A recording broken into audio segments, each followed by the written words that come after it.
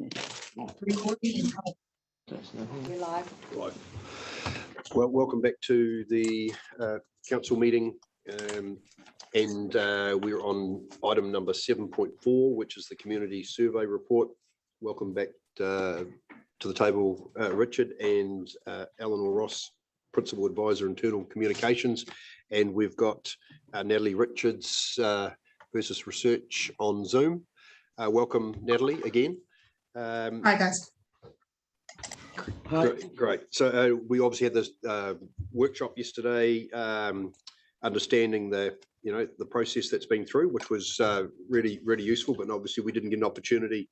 The opportunity today is to have the debate, but it was great to have that information shared yesterday to help probably fill in some gaps for us to get a better understanding of the process and the outcomes, etc. I think Richard used the term a baseline yesterday somewhere. It's a point that at least we can use as an indicator going forward, and with this 3-year program or survey over the next 2 years, it's certainly going to help to guide us in terms of how we are tracking, and the knowledge, the perception, the expectations, the engagement, and the environmental attitudes. It's a broad topic, or broad topics, and obviously with what's going on, I think this is really timely just to have the survey information in front of us. It's going to be really valuable as we move forward in lots of areas, including comms and engagement. But I'll hand over to Richard and Eleanor, Natalie, and make some introduction and comments, Andrew, or whatever. Like, just very briefly, because I think we covered it all yesterday. Yep. I know there's a big agenda for the rest of the day. I think the critical piece now is, as we talked about yesterday, to do something with the information. So that's what the recommendation speaks to, and that's what we would be looking to bring back to governance, communications, and engagement next year. But look, I think we'll just leave it at that, given the discussion yesterday, and obviously we can answer questions or just listen to the debate. Yeah, and the recommendation too, that's basically option one is that's the correct. Option that you're promoting. Yep. And what was the other thing? Yeah, no, it was all good. Right. Any questions, queries, and then we'll go into debate. I just want to move the motion. Okay. And second. So moved by Michael Laws, seconded by Kevin. Except for an amendment. Oh. Okay, so righto. So you're moving a motion, moving the two, recommendation 1 and 2, but there's an amendment to recommendation 2. Can I just explain to people why the way in which the committee is coming back to that's just the process, but it's 3 months. That's ridiculous. So we shouldn't be waiting 3 months for an action plan. In fact, it's almost oxymoronic to call it an action plan if you're waiting 3 months. So what I'm suggesting is that it come back to another. What's the first committee is policy meeting? We discussed this yesterday, and didn't we refer to the June meeting of governance, comms, and engagement? Oh, March, was it? Yeah, but it's 3 months from today. Sorry, correct. It's early March, but once we take out the time that people are on leave, that was the appropriate committee. We could come to an earlier committee, but it's that felt like the appropriate ones. I don't have the calendar in front of me in terms of other options for committee meetings. Yeah, I'm sure there's a June meeting, March meeting, June meeting, because we discussed it yesterday on another topic. I just can't quite remember. I think councillors are talking about an earlier meeting than March. So way earlier. February, but so we've got policy meeting in February. Well, we need to get an indication from Richard whether how doable that is, and how hard is it to come up with an action plan? Well, at the end of the day, we're not doing the work. God, so Richard, are you realistically? You've got the March meeting or the June meeting. You're indicating the March is the preference. Yes, yeah, we're very comfortable. We can bring an action plan through by March. Yep, we haven't got another scheduled earlier comms engagement committee meeting, so that's you're just working in with the schedule that we've currently adopted at the last council meeting. Okay. Sorry. So it was moved. So are you moving an amendment or not? Just so. No, well, listen, if it's not the appetite to bring it forward, but I just am going to say an action plan that takes 3 months is not an action plan. So you've moved 1 and 2 as Yeah. outlined on the audit paper. Kevin, you've seconded. Okay. Hillary, questions or no? We'll just go straight to debate. Or Okay, I sort of had a question, and I don't know whether it'll turn into debate, but the question is, can you couch it in the debate? well, when what has been recommended to us by Versus, is the action plans intended to be based around what's recommended? Because it seems to me what has been recommended to us in 4 executive summary essentially is us trying to tell people if we speak more clearly in things enough, they'll think that we're good. You know, if we say it often enough and more clearly in a comms thing. And I am concerned that there might be issues out there that aren't just a matter of comms. It might just be that their perception of us as poorly is because we've been doing it poorly. And so I'm wanting to know whether the action plan is intended to be based around a comms plan, or whether it's intended to actually for us to try and do something in response to, are we actually doing this poorly? Yeah, that's probably, I'll respond to that, but maybe it needs a discussion. So it's probably a good point, Hillary. I don't think that our staff action plan would address item D, paragraph 4. However, if the council in attempts to address that needed assistance from staff through communications or other means, then obviously that is available to be provided. But I don't think it's up to us to put specific actions against that item. Oh, yes, no, I wasn't even thinking of that item, but good on you for raising that one as well. What I was thinking of is that a lot of people perceive that we're not looking after the environment and we're not getting good value for money or something. And I don't think an action plan that involves comms around it is necessarily the answer. I think there's a number of different things we need to do. So that'll be the conversations we're having with managers and staff, is to build an action plan, not just based around one thing, but around a number of different actions. So I would expect to see more than just the communications plan come back. Excellent. So that was really, I was just wanting to know that it wasn't just based around those. Thank you. Brian, speaking to the motions or? Yeah, and debate. Thank you.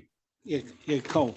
I mean, you need to have a thick skin to be a regional councillor to a certain degree, but at last, thank you that we have got the survey, and ideally it's the benchmark so that we can look at our performance currently and improve upon it over time. So, you know, for me, that is a really positive step. Following on from what Hillary said, you know, yes, the actions from this, you know, are not just about communication. They have to have a lot more, potentially a lot more substance than that. There were 3 data points that stood out for me. One of them was that 45% of those surveyed believed that water quality of Otago rivers is deteriorating, and to a certain degree, I think the data that we've got, we've found that there's a similar number deteriorating to a similar actually improving. So it doesn't surprise me that people say that. And also, there is a communication issue that when you try to read our science reports about what is actually going on, it's actually difficult to determine what's going on. So it's not a surprise to me that 45% believe that our water quality is deteriorating. The second one, you know, ORC's performance protecting and managing our water quality of Otago rivers, 34% said it was poor. So quite simply, it's not about spin or communication. We need to do better. And thirdly, does ORC provide value for money? Well, 45% say that we don't. So we've got some really substantive actions that we need to look at as an organisation moving forward. And I look forward to that. Thank you. Michael. Speaking to the motion, can I first of all say that this is a big kick up the bum for us all. as governance and as an organisation.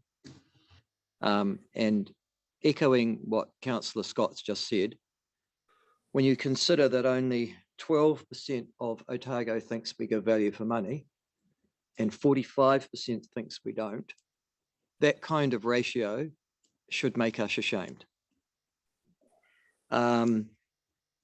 That's to do with reputation, and the only way that you can repair reputation is with action. But then if you look at the services section of this perception as well, we're failing there too. So in other words, it's not just the reputation or the perception, it's those people who are using the services are saying, you're not doing your job either. So it's not just beyond, there are going to be ripples of this survey felt well beyond this table. If you look at that, and the action plan must address. It was critical we did this. It's incredible that it hasn't been done properly before. I think the wonderful thing, can I just say to Versus Research, is the ongoing yearly test of ourselves against the public perception and opinions. And the best thing that's going to come out of this is that we're going to be measuring this again next year and the year after. And so we should. And if we don't see an improvement in the next year, then frankly, none of us deserve to be around this table. And there'll be a few other people who probably don't deserve to be wearing an ORC hat as well, because this is not a good result. We've been given the message, and now our job, I have to say, Andrew, is to go out there and perform. And that means everyone in our organisation, including ourselves, needs to lift our game. Fair enough. We've got the message, and now it's up to us to respond, and we will. Thank you. Further speakers? Carmen? I do agree with what you said, Councillor Laws, but I also feel in some ways that we don't always champion the good work we are doing. Now, let me give you an example. Thompson's Creek, there's been some fantastic work being done there by Beef and Lamb, by farmers. Where can I find that?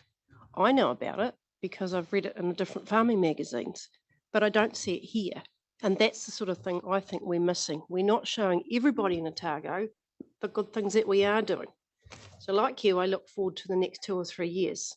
I endorse this and I'm delighted we've got it, and I look forward to the good hard work, but our comms also need to help us out here. Yes, there is degradation, but there is good work being done. And I know Richard's team is doing good work. I know a lot of teams are doing good work, but we're not showing that. We do show it to some parts of the sectors, but not to all of Otago. Thanks. Michael Deaker. Yeah, thanks, Andrew. I like what Carmen had to say. I agree with every word of it. I think that Michael Laws presented a much bleaker picture than is necessary. I was, to some extent, pleasantly surprised by the Versus findings, given the nature of this past year during which the survey was conducted, of a change of chair, a huge rates increase. No wonder people questioned their value for money when their rates went up 40-something%. That's a natural knee-jerk reaction. I don't agree with what Hilary had to say either. I'm looking forward to the comms action plan, because I believe that what this survey showed us, as much as anything, is that people have a very small, if not nil, understanding of much of what we do. And that's partly because of the communication channels we've been using, and partly because we haven't put enough investment or time or staff into making sure our external communications are as good as they should be. I would love to see much more publicity being given by us to our achievements on a regular basis. A monthly page, for example, or half page in the ODT, saying what our current results have been, what our achievements have been, this sort of stuff. It wouldn't be all necessarily spin and hype. It would be a factual statement of what this council is doing and what it has done in the past short time period. We don't do enough of that if we do anything of it. We tend to rely far too much on water lines and in-stream and similar almost in-house publications to get our message across, not realising how limited the readership is of those, particularly amongst the people who need to know and should know what it is we're doing. We need more mass media coverage, and that comes at a cost, but I think we need to make that investment. So I am not bleak in the way that Michael was. Kick up the bum, I'm not sure about that.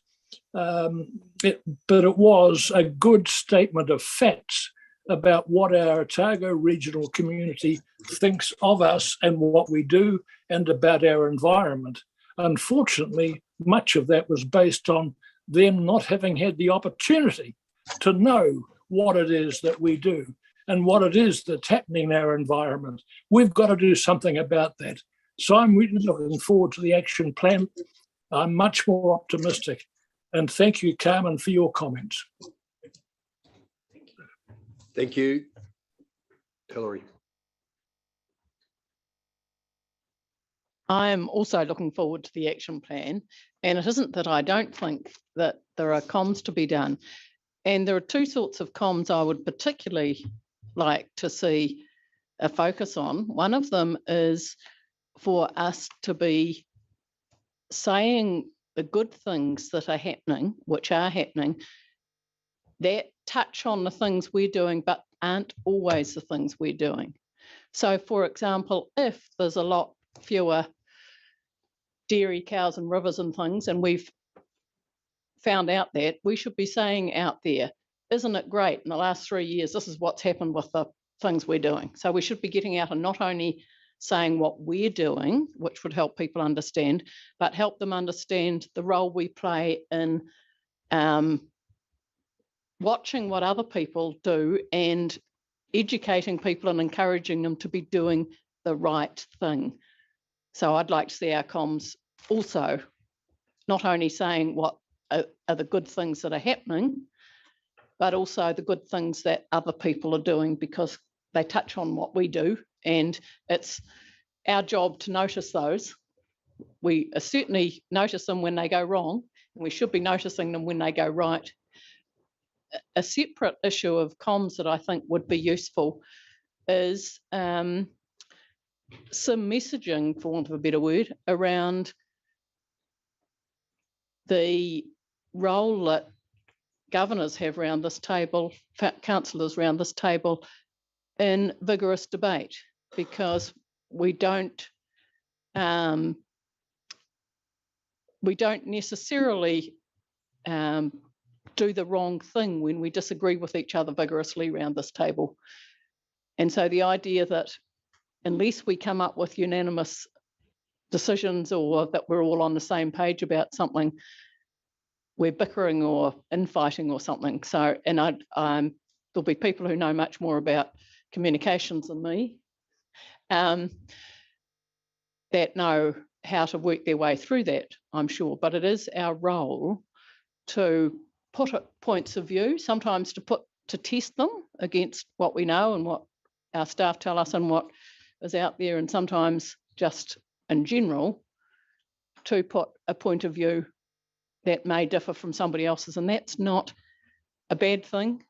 It's a matter for us doing it properly and respectfully and in the right ways. But I think it would be good to have some comms around those sorts of things. And I think it would, apart from that, action plan wise, I would like to see us heading down a direction which allows us to put perhaps in our annual plan and things, when they say things that we're trying to do, to be improving in some ways. If we've found things in here that we are actually found wanting, and some of them might be more perception than real, and some of them might be actually real, that we try and get them into some metrics that it will allow us to say, we want this to change, and what are we doing to try and achieve that?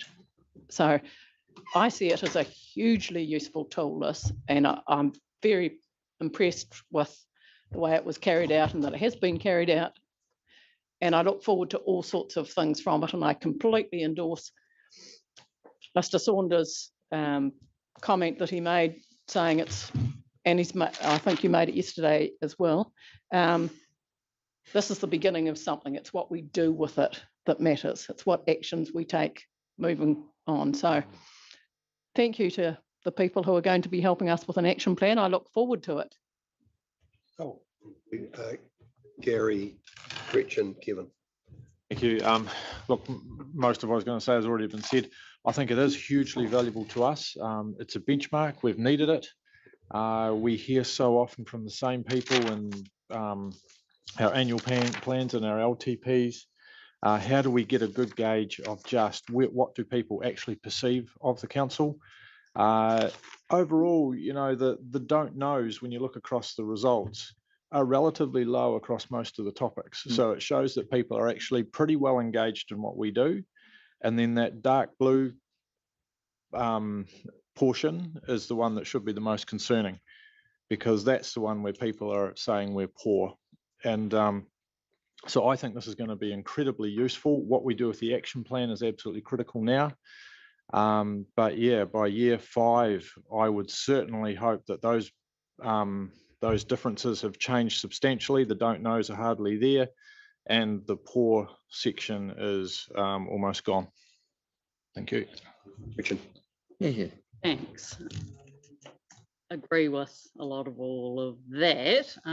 Councillor Calvert, I think you hit it on the head when you said that we need to be showing people what we're doing, and that's something I've been strong on for a long time. Yesterday we had a workshop looking at council's approach investing in I suppose action planning, so that we're actually putting actions into place, but then also visually depicting the indices of whether we're achieving or not as well, putting measures in place and really simply and clearly presenting to the community, are we actually achieving that or not? And we're doing that in mapped forms so people can see how it actually relates to them in their own homes and districts.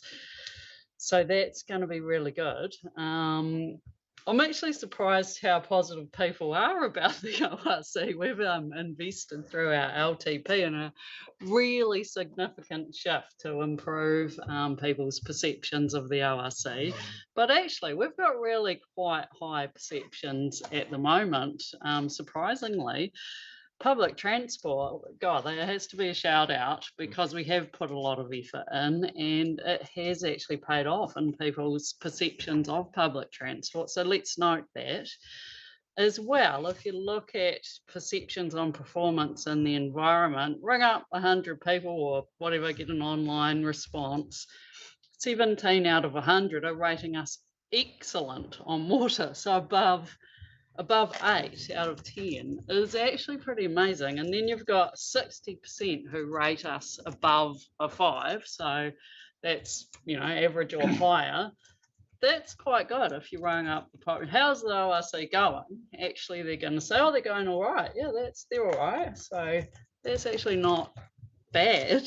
So we're not coming from a terrible starting point on people's perceptions. Actually, people are saying, oh yeah, they're all right. Yeah, they're doing pretty well. Some people are saying, actually, gee, they're doing excellently, and that's right across all environmental realms. At least around 15% are saying we're doing excellently.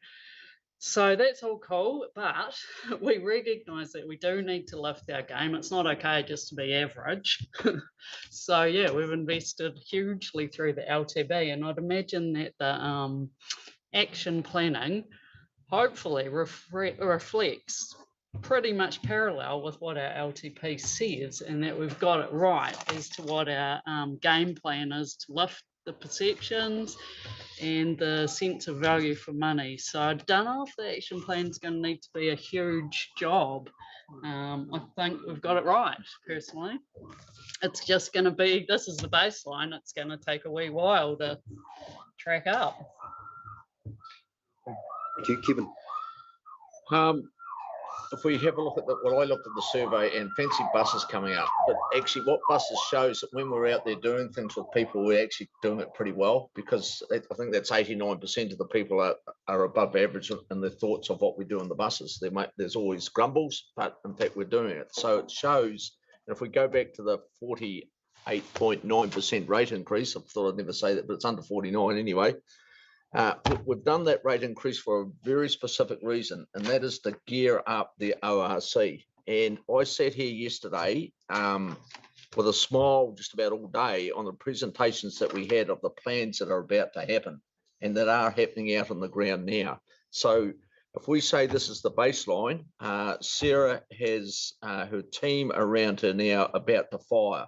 If we look at that, the science program that we got delivered to us yesterday, the biodiversity team and the land services team, the integrated catchment management thing that is really the basis of all that stuff we're talking about.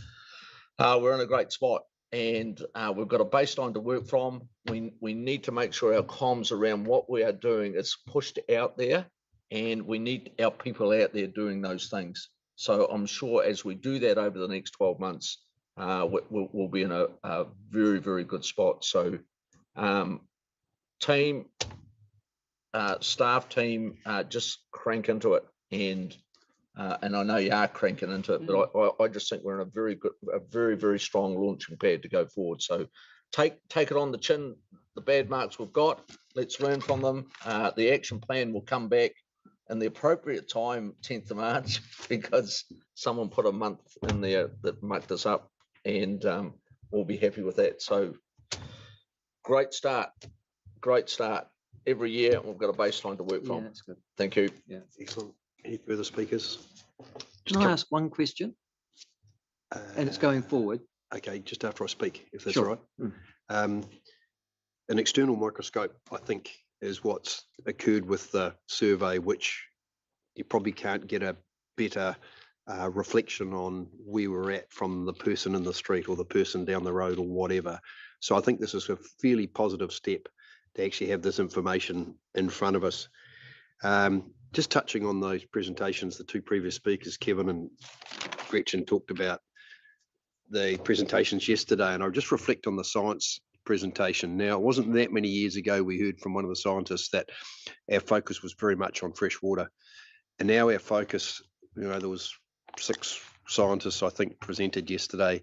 It's very broad, focused on wetlands, estuaries, land, water, etc. So we have really cranked up in that space from a developing policy and ensuring that appropriate policies and plans are in place to ensure sustainable management of natural resources. So I mean that's really positive, and we've heard from compliance and consents, harbour master, etc. earlier on today. There's a lot happening in that space as well.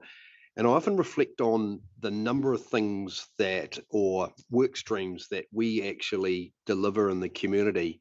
And, responsibility for managing the natural resources I've already mentioned, setting policies and rules to protect Otago's water, land and air, responding to environmental incidents, monitoring the environment. We take a lead in pest management. We have an active role in minimising risks from natural hazards. We have a harbour master function. We have civil defence emergency management function. We provide passenger transport, and we also provide support to community groups for environmental enhancement. So when we went out to survey the community or the region, there's a lot of this information, or a lot of the things we do, not everyone is aware of it. And I think that's not a bad thing. It's just another reason for us to I suppose lift our game, to inform our community what we're up to. And my last comment is just around in terms of the perception of this council from a governance perspective. As far as I'm concerned, that is in our hands. And a perception is something, it's a challenge that we need to all individually work on. And I'd expect us to be all on the same page in that regard. Michael. I know it sounds an odd thing to say. All of you have sat exams at some stage of your life, and if you got 70% and your mark and it came back, you'd think, that's pretty good. I'm okay. 70%, it's a B. But interestingly, and I just want to raise it for next year, so I'm just flagging next year while we've got our versus people with us. I think calling 7 average is probably underestimating across the board the ORC results here. Now I know what I've said is it doesn't deal with the dissatisfaction, but I just think next year we need to look at it, because I would say if I gave somebody 7 out of 10, you've got a pass mark with me, and in Much fact better you've got a than bit more average. than a pass mark with me. I think you're on the way, and I would have been delighted with a B in maths. Can I tell you? I won't comment on that. What we can do, Obviously, he hasn't. what we can do, councillor, is obviously we've got the action plan and things, and then we will come back before next year's survey, because there'll be some things within the survey we can talk about. Obviously, we want to keep the bulk of it very similar so we can benchmark. Yeah. But there's always opportunity Yeah. for individual questions to test certain areas, and then we can have a discussion around the categories that are used next year.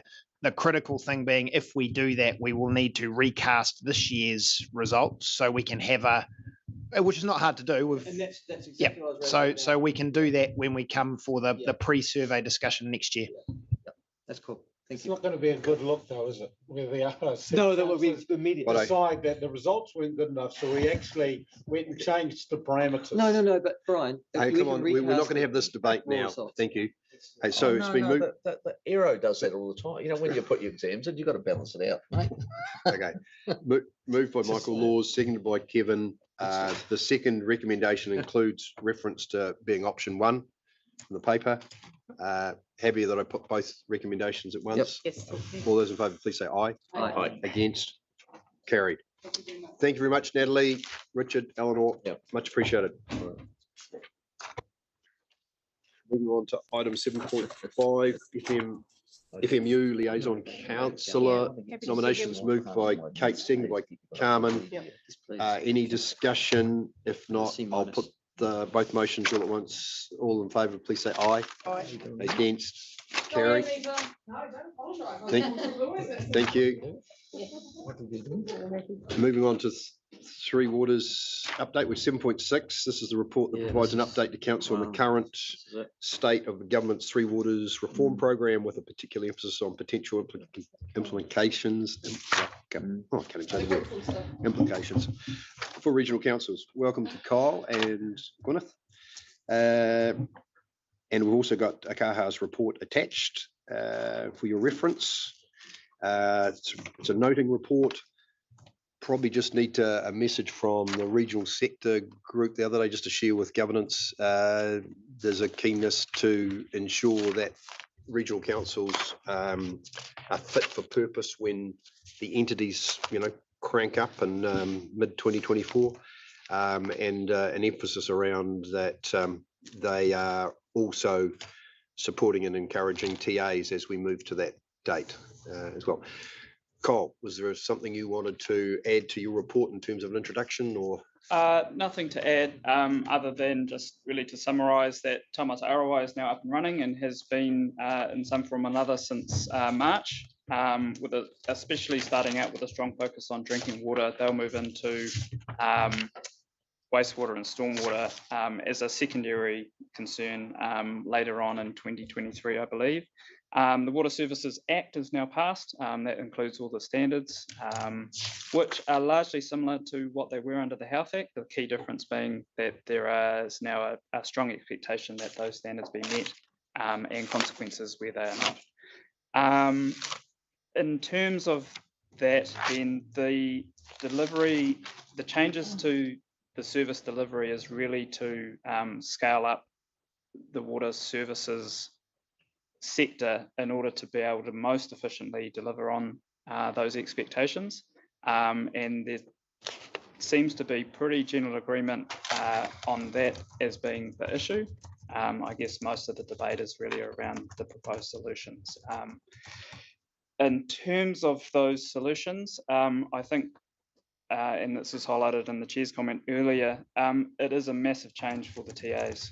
And I think we need to be cognizant of that going forwards. And the loss of their staff and control over those assets will have implications beyond just that alone. So particularly in relation to the change to the way that they view land use planning and the separation from the requirement for them or their immediate ratepayers to pay for the infrastructure that's required. So how that's going to play out is yet to be determined, and the RM reforms are interfacing with that as well. Issues to do with governance are obviously key to some of the debate going on as well, and the role of iwi in that, and the attachment covers iwi's perspective on that, specifically from the local Papatapu Runaka perspective as well. Our role largely remains effectively similar, but we do have a few important, I guess, improvements in the way that we report, specifically in relation to drinking water supplies and the source water bodies in particular. Just noting that almost all of our significant water bodies are drinking water sources as well. So there's a pretty big overlap with our, I guess, our general freshwater management regime, and an interface with those, that same freshwater also being drinking water source bodies as well. That's all I had to say about that, and happy to take any questions. Thank you, Gwyneth. Anything you want to add? Cool. Kate, then Brian, then Michael Laws. I'm going to bang on about this, and I'm absolutely fine if you say it's not something to answer today. But what appears to me is that when we've got small rural communities or collections of houses with septic tanks, the nearness of action for doing reticulated schemes, because it's not going to be the first rung off the block for this new group to think about those solutions. Do you think it actually requires us really to have more of a lens over monitoring the effects of those close septic tanks into a, say, groundwater scheme? Because otherwise there is nothing local really driving development or change. Yeah, there's two aspects to that. Basically, if an on-site wastewater system isn't a wastewater network, so they effectively fall outside of the interest of Taumata Arawa, they will also fall outside the interest of those new entities as well. So, you know, there are issues with our rules at the moment in terms of the permissiveness of them in relation to septic tanks, and that is, as I understand it, an ongoing issue, and an area that we discussed with Taumata Arawa representatives a couple of days ago when we met them, but they are not in that space. Oh, they're not even going to be in the waste space really for some time anyway. They've got a massive job. But if I may ask, probably Gwyneth, I know that this is going to be in part covered off by Land and Water Plan, but getting a baseline understanding of what is happening in the environment, given there are no resources, how much would it cost to do some sampling in those areas, given what I understood yesterday, that eDNA is now a lot cheaper to do those sort of tests, to get an idea if there are problems, because no one is measuring those problems. So just firstly, eDNA measures eDNA. It doesn't necessarily measure E. coli. I can't answer that question off the top of my head. I've got no idea. We would have to come up with a monitoring regime. We'd have to go and look at what needs to be sampled and where to get a representative sample. So I guess, yeah, that's a reasonable bit of work. It's not something that I can pull out of my head. And I guess we just need to balance that against potentially putting the land and water plan in place to address the issue, and whether you want to spend your resources putting the right rules in place versus getting a monitoring plan of what's happening now. But, okay. Yeah. Thank you, Brian, and then Michael Laws. Yeah, there's a couple of gaps there from my perspective when I read this report. So I've got two questions. The first one relates to paragraph number 12, where it says, instead of regulating 5 small local authorities, the ORC will instead be one of several regional councils working with one large WSE. And I think, this council actually needs to get their head around that dynamic now, in terms of the formation of Three Waters, because quite simply, the ORC and ECAN and Southland or whatever, negotiating or whatever with one large entity is going to be difficult, and they'll be all lawyered up. It's not going to be straightforward. So ideally, in the formation of these entities, there's something that really does reaffirm the accountability of this organisation. It just doesn't. So that's my question: is there something that we can ask for now, or are we already too late? And my second question is, you're suggesting that regional councils will be similar. Well, yes, similar, but I think personally, it's pretty presumptive for us to assume there won't be change. Look, I think internally there'll be change.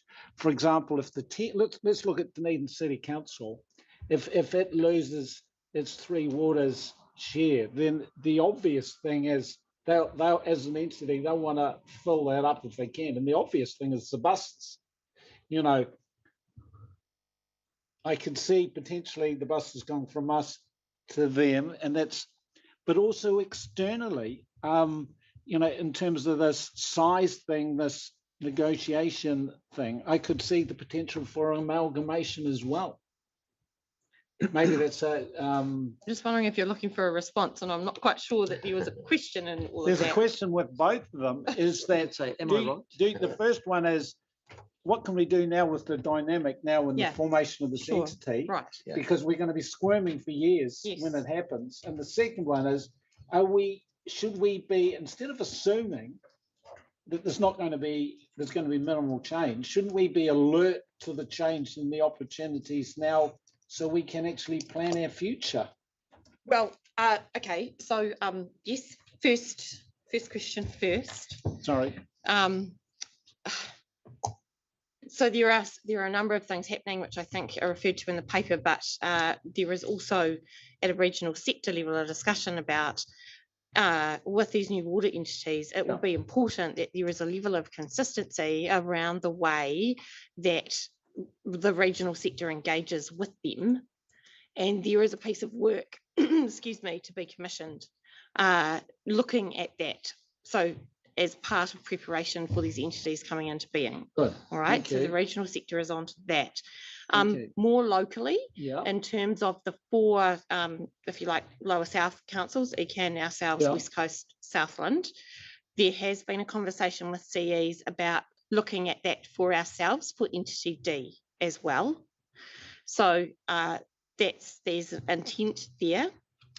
Now in answer to your second question, we need to remember, of course, that Three Waters is one part of reform at the moment, but there is also the Resource Management Act reform, and there is also the review of the future of local government.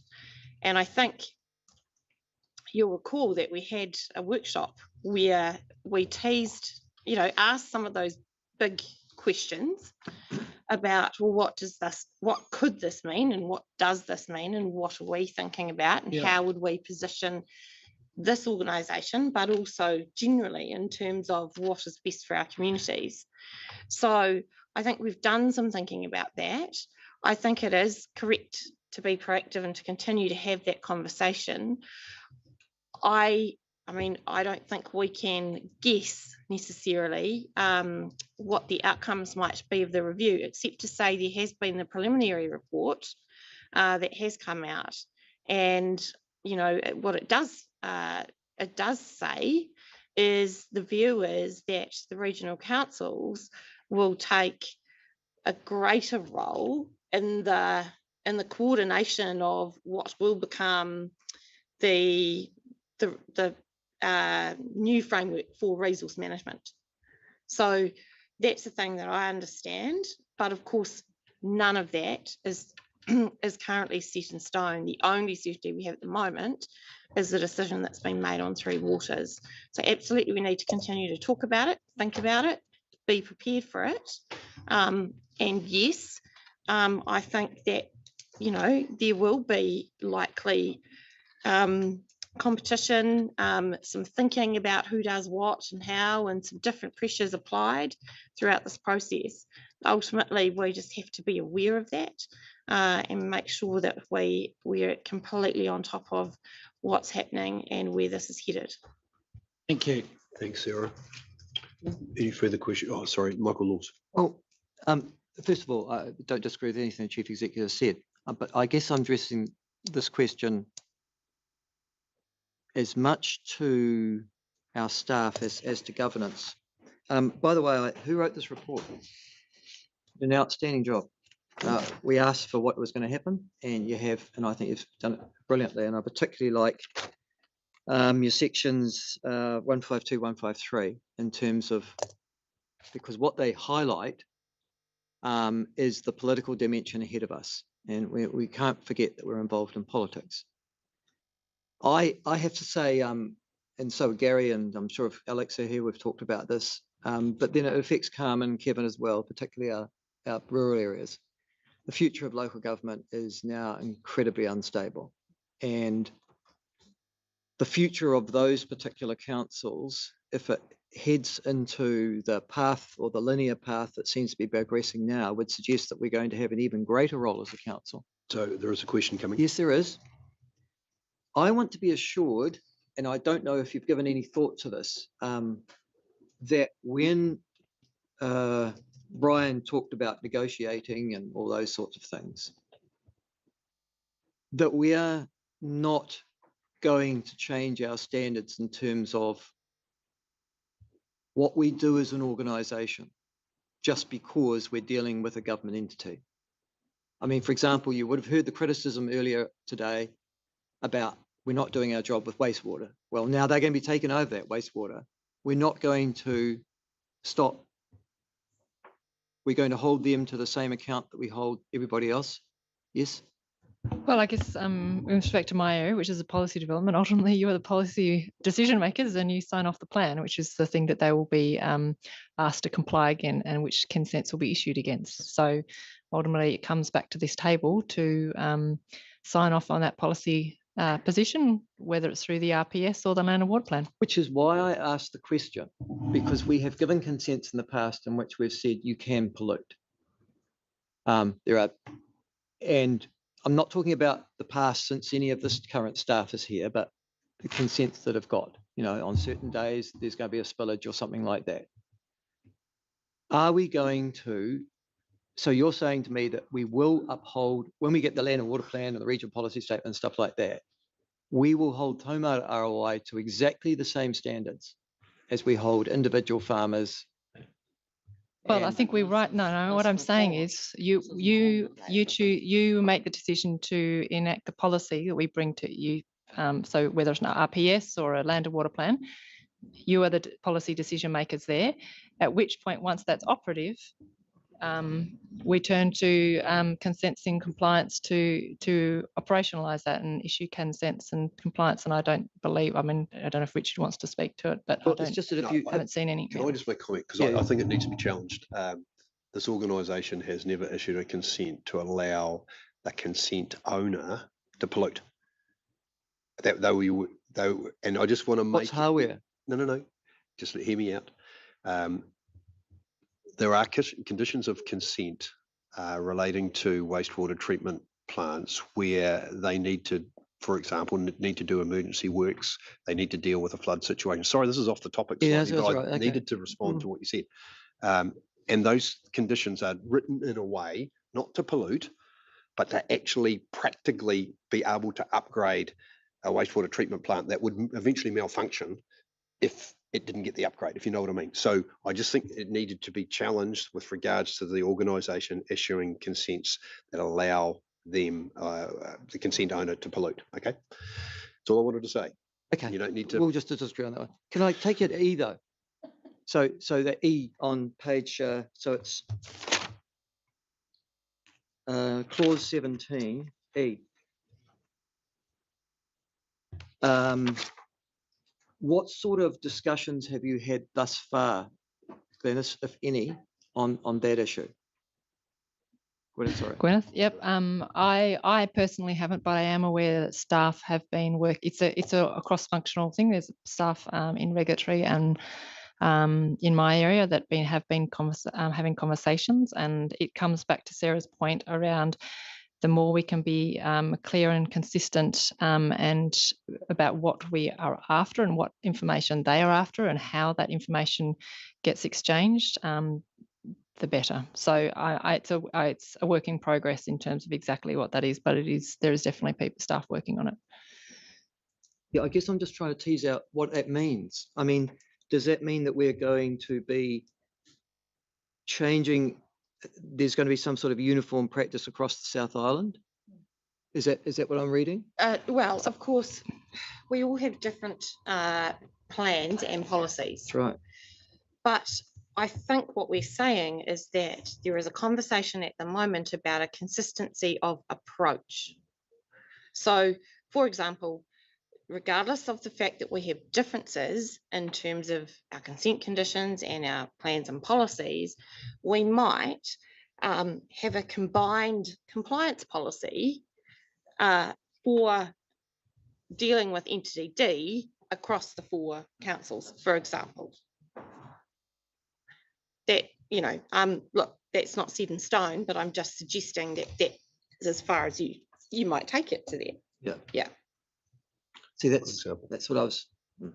Sorry, it took a long time to get there, but that's okay. Any further questions? Happy to move. Kate, seconded. Gretchen.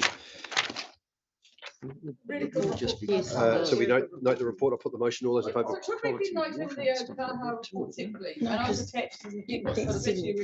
Useful. So The cultural value statement. not all the plans will work. Incorporating. We know incorporating their cultural, a report of 3 waters. Yeah. Cultural values Yeah, thank you. statement. Yeah, I think it's a useful document here. Thank you very much. Okay, I'll put the motion. All those in favour, please say aye. Aye. Against? Carried. Thank you very much, Carl. Thank you. so moved. Excellent. Do we need discussion? I'll second. On 7.7.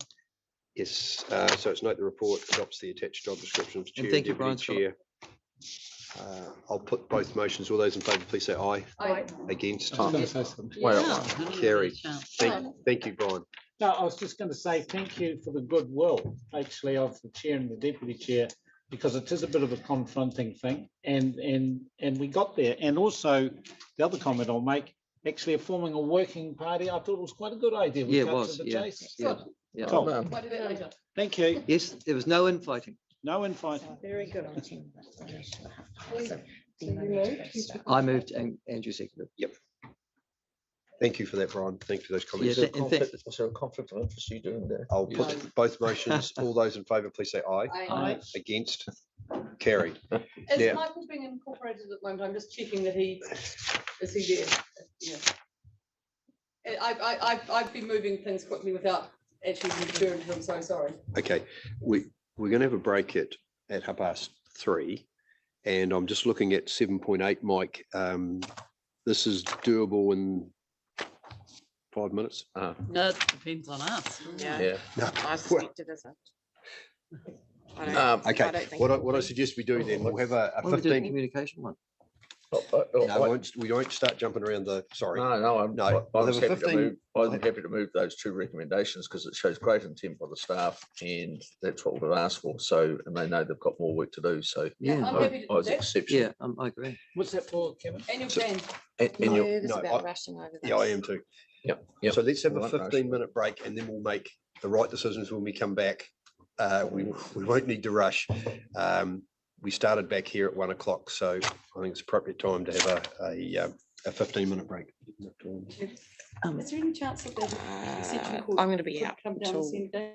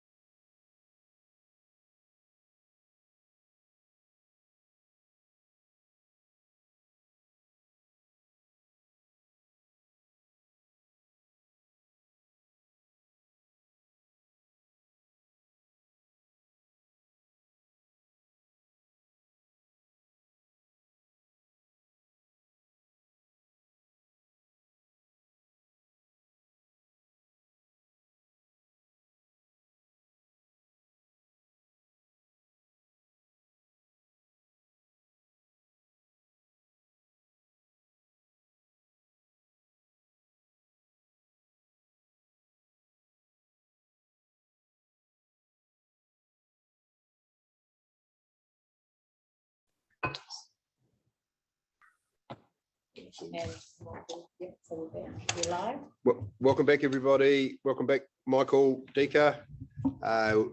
Welcome, Nick and Mike. We're essentially in your hands. Item 7.8, annual plan 22-23, proposed adjustments to the long-term plan. Essentially, this report assists council to advance the annual plan 22-23. It follows up on the resolutions from 24 November. Several weeks ago, the Finance Committee meeting directing staff to work within the constraint of the 18% average total rate increase as per year 2, the financial estimates or LTP. We're in your hands, Mike. Yep. Okay, thanks, Mr. Chair. So look, to cut to the chase, the report is seeking the nod from council today to continue for staff to continue paring the estimates back and to present a draft annual plan to you in the February finance meeting. And you can see, without getting into a detailed summary of discussion, I'll put that back to the chair if you want that. But you can see on table 2 where we're at with general rate, having pared it back to 18.7. You can see the targeted rate hasn't shifted so much, and there's some reasons around that, which is the emergency management issue that you know about. And then the report goes on to talk a little bit about some of the key assumptions behind the estimates, particularly around public transport. So back to the chair, would you like me to go through those, the detail of the discussion? That'd be good, thank you. Yep. Cheers, Mike, please. All right, okay. So with the general rate, the 18.7, we originally presented a 20.6 to you on 24 November. That's been pared back to 18.7. And you can see table 3 lists that out. They were the key activities that have been pared back. Paragraph 17 gives you an outline as to each of those items and what's actually occurred there. So for the governance and community engagement activity, we previously reported an increase in FTE. That's been phased, which has effectively reduced the cost of 1 FTE over the year. And just to note there that we still have kept in that iwi partnership and key stakeholders relationship FTE. Also, you'll note the regional planning, the 265 dropping to 24. That's really just come out of recoding, some recoding that we've done in land and water. We've effectively kept some economic assessment work that's really about land and water planning associated with land and water. So that was just a no change in funding anyway. It was just a coding swap. For regulatory, the previously reported additional FTE for compliance area has been removed. So the anticipated increase will be managed within the existing budget, and the service implications for that will be sort of monitored throughout the 22-23 year. With the climate change activity and hazards, we've actually again removed the proposed additional FTE. Just noting there that there has been increases in capacity in that area since the 2018 LTP and through into this new LTP. So it's not as if we're suffering in that area. We are progressing. So that's the general rate. We've got a little way to go there, nearly there, but we've got a wee bit more to get down to that 18%. Moving into the targeted area and paragraphs 18 to 20 with table 4, look at that. And in a nutshell, staff are suggesting that because it's targeted, we have a little bit of wiggle room there in terms of how we use the reserve and how we can smooth rates to kind of massage that back down a little bit, albeit that does have an impact on reserve, and that's what table 4 is all about. And into the last bit of the discussion from paragraph 21 through to 23, it discusses the assumptions around fares and the targeted rating, transport rate, and the impacts that has, those assumptions have, which are basically a reduced fares, reduced revenues for transport, and the impacts that has on our transport reserve. Yeah. Did you want to add anything about PT? No. So, so that then leads into the option of, as I lead into the report of, if you're happy with what the adjustments you're seeing to date and comfortable with staff then pushing it further to get to that objective that you seek, we will go for it. So you're sitting at the moment with initial work. The adjustment is sitting at 19.1. More work to continue, and you're confident that you can hit that 18.1. There's some confidence we can get that back, and we'll get that reflected in a draft to you in February. Awesome. Questions? Kate, Hilary, Michael, Laws, Brian. Can I be cheeky and include something that really isn't in this report, but I raised earlier by email and Alex came back too late for the discussion. So I'm going to be cheeky. Is it okay? It's about the buses. Okay. And what I had foreshadowed, but wasn't needed because we resolved the issue of which option to choose. Whether we should be, in the bus situation, be seeking feedback from the Wekaiti Coast Community Board in time for the annual plan notification on the potential for changing the boundary for the DCC targeted rating boundary to incorporate Warrington and other nearby residential areas. Now, is that in because they do get, we're talking about that extended service and we're looking at how that would work. Is this the wrong time to be even considering doing something like that?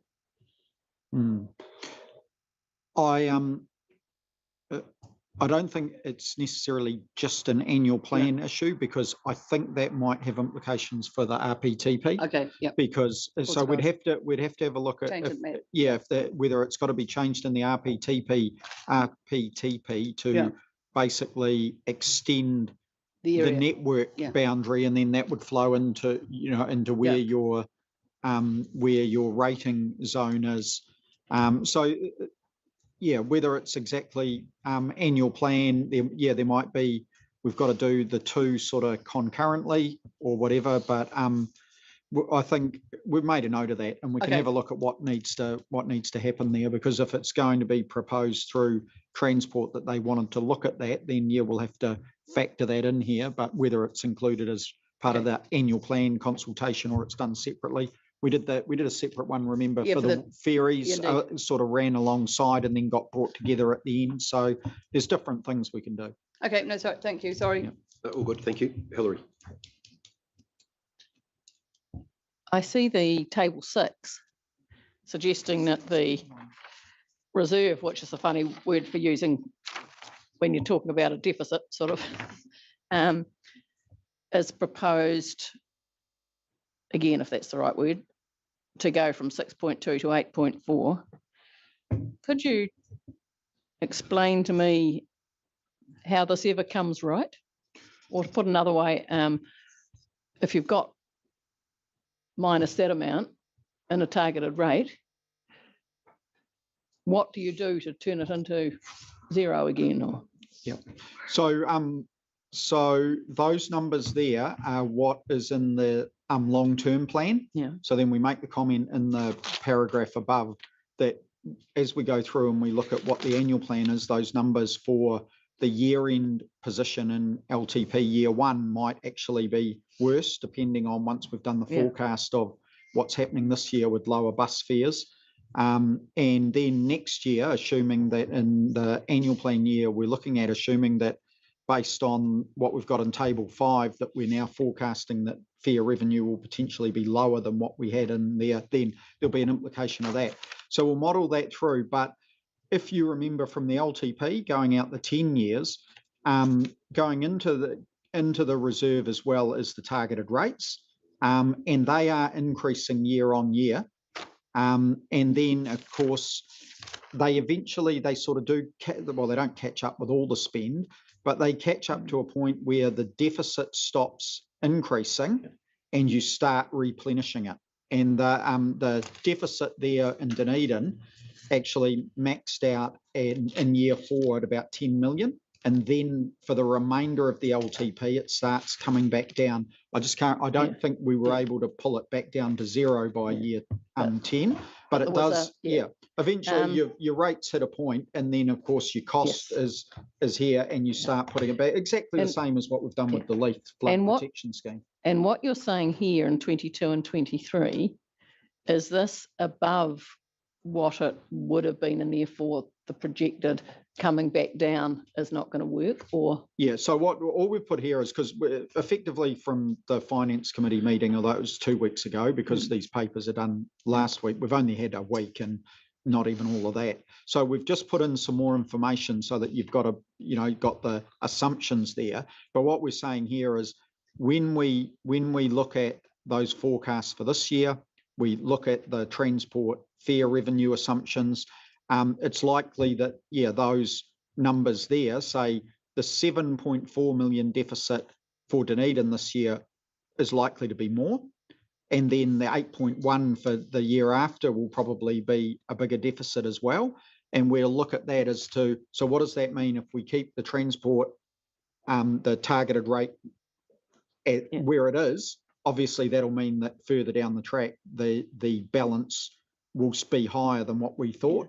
Or do we say, well, we could get back to where we wanted to be by increasing targeted rates?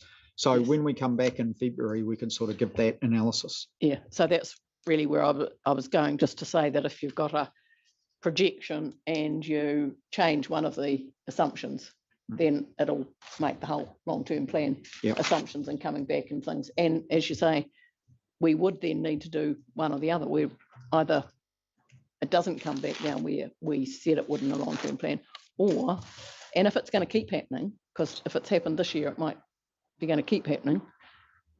So I'm pleased to hear that you're going to bring that back and give us more information on that and with the next lot. Thank you.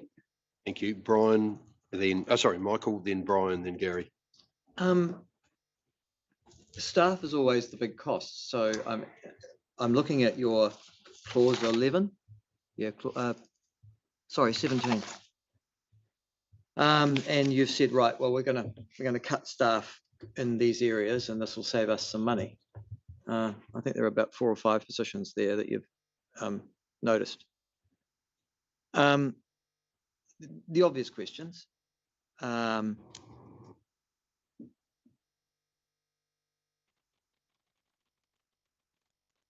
impact of that upon the work program of the ORC from those.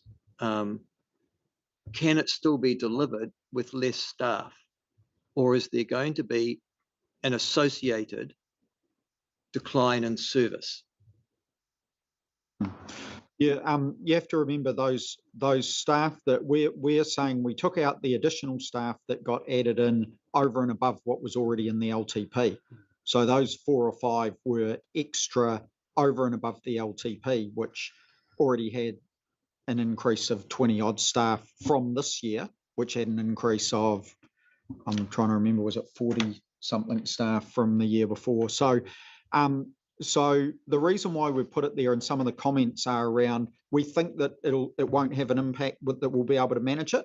But a couple of the areas there, we're saying we need to monitor the service delivery. And if we're running into problems, we might have to come back through the year and say we're really struggling, and we might have a service delivery issue. But we're hoping that we've sort of pared it back to basically say we're going to maximise and do what we can within that LTP, amount that we've got, and we're sort of looking to do as much as we can within that, and hopefully, no, it won't impact, because you've got to remember we're talking 4 or 5 staff there out of, we've got in the LTP, I think it factors that we were going to have like 320 or 322, 323 FTE by the end of the 22-23 year. So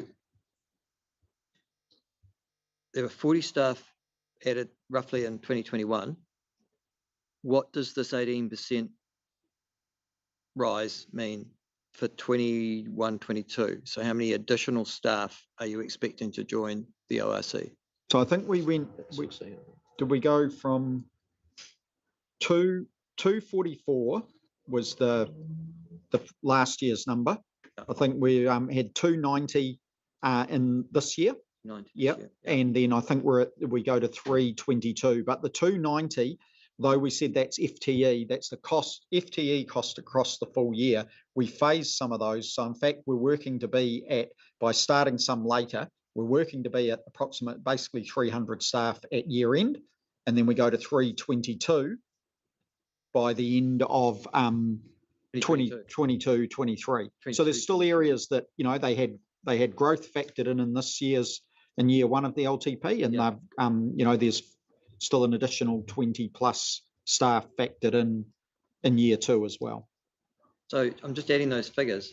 That's from 2020 to end of 23. We will be increasing our staff by 78 FTEs. Mm-hmm.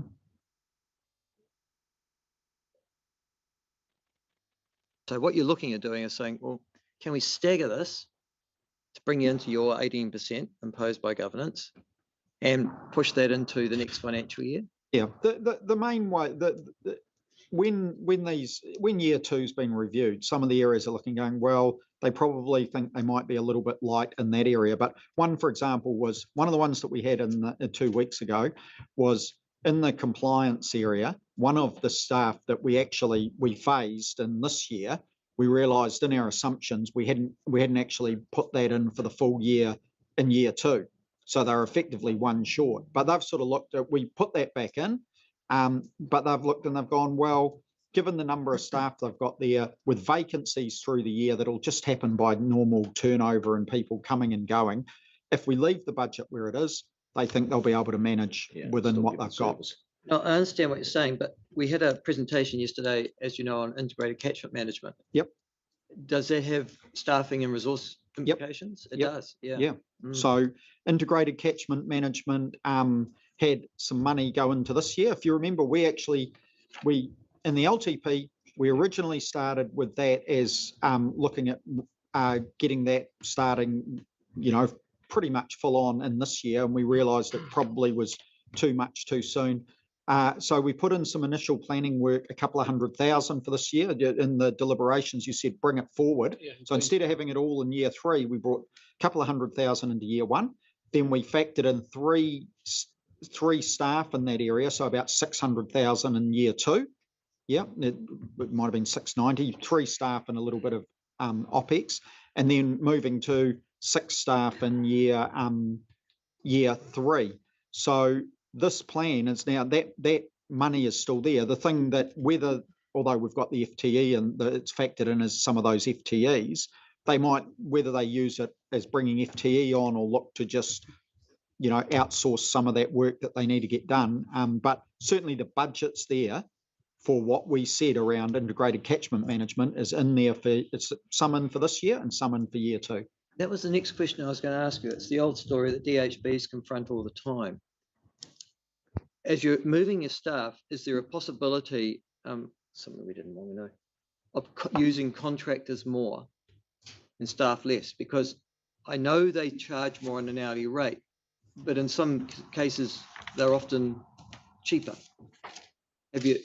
Just because, no? Yeah, no, we do. Look, this was part of the discussion that we had around the Q1 result where, you know, you looked at our underspend and we're sort of saying, well, because you haven't spent it year to date, does that mean you're not going to spend it? And we go, well, no, to get the work program done might mean that, you know, in the new year, we look to bring bring contractors, consultants in to actually to give them specific work to get it across the line. So we do the same where we go 320 FTE. Yeah, might be that we go to recruit some of those positions. We can't find people, but in fact, it is more, you know, to get the work done, we outsource specific pieces of work. So we'll juggle it around. I sort of look at the budget. It's not so much around is it budgeted as if it's FTE, you've got to have an FTE do it. It's more around I look at the total budget and go, that's what you've got to do it. If you said, oh, I was going to outsource it, but in fact I can do it in-house, do that, you know, and you might do something else the other way. And what staff percentage salary increase have you factored into the next financial year? We typically factor in just because you got to remember this is high level estimates. So what we do is we take our budget, we usually factor in about a 1.5% increase just on top. Yeah. But then with, you know, new positions coming in, you estimate sort of what level they might be at, and swings and roundabouts. It's sort of, it's not like that just gives you the number to, you know, to have as the overall. Understood. But Yep. you're building 1.5%, 1.5. Yep. Okay. Thank you. Brian. Cool. I want to move the 2 recommendations. Thank you. And my question is, there are 2 options, whether we come back on the 23rd of Feb or whether we seek a workshop prior to that date. And I'm not sure what the answer to that is. And maybe my question is to Nick through the chair. How many things are going to change between now and then? It will be fine tuning changes, and I think the option for a workshop came from councillors suggesting that could be on the table. There may be some requirement to look at more detail. And that would be on top of the workshop that we presented back in October that went through. I think we spent a morning going through the year 2 estimates and the LTP, and basically, you're seeing that there's really not a lot of change going on here in this annual plan, which is quite a good endorsement of the LTP you've adopted. So really, if you're comfortable with the LTP where it sits direction-wise, I'd probably suggest that you just get on with it. But that's not for me to say. But you might want to look at the detail again. Yes, I don't know. So have you got a response to that, Andrew? I haven't. I'll hand over to Kevin. No trouble. And just further to that, Brian, I think that the concept of the workshop is if, in fact, staff are having a bit of a trouble getting to our not our dream, our reality. But clearly from the indications that they're going, they're working very close to that schedule anyway. So unless they thought something dramatically appeared in the next 6 to 8 weeks, which I can't see, because we're not here to change things, which would be quite good for them. I don't know if there's actually a need to have that additional workshop. So I'd be heading to the recommendation that we just go straight to it's option 1, isn't it? Maybe we should have a third recommendation. We turn off our emails for 6 weeks. That's way guaranteed. Need the refresher. I think perhaps somebody can stop us. They can just take it, close our ORC emails. Oh, cool. Okay, we're going to the speaker, Gary. Yeah, I disagree. I think we do need the workshop. This change to our organisation is so exponentially different. We've been entrusted by our ratepayers to make this great big change. We're gathering that money off them. I mean, that is why I was so keen to see us meet our target that we had consulted upon. Because as the gentlemen have just explained, there is a means to meet that and not just be ever increasing. So I, for one, would like that finer detail so that I can see that we are still on target.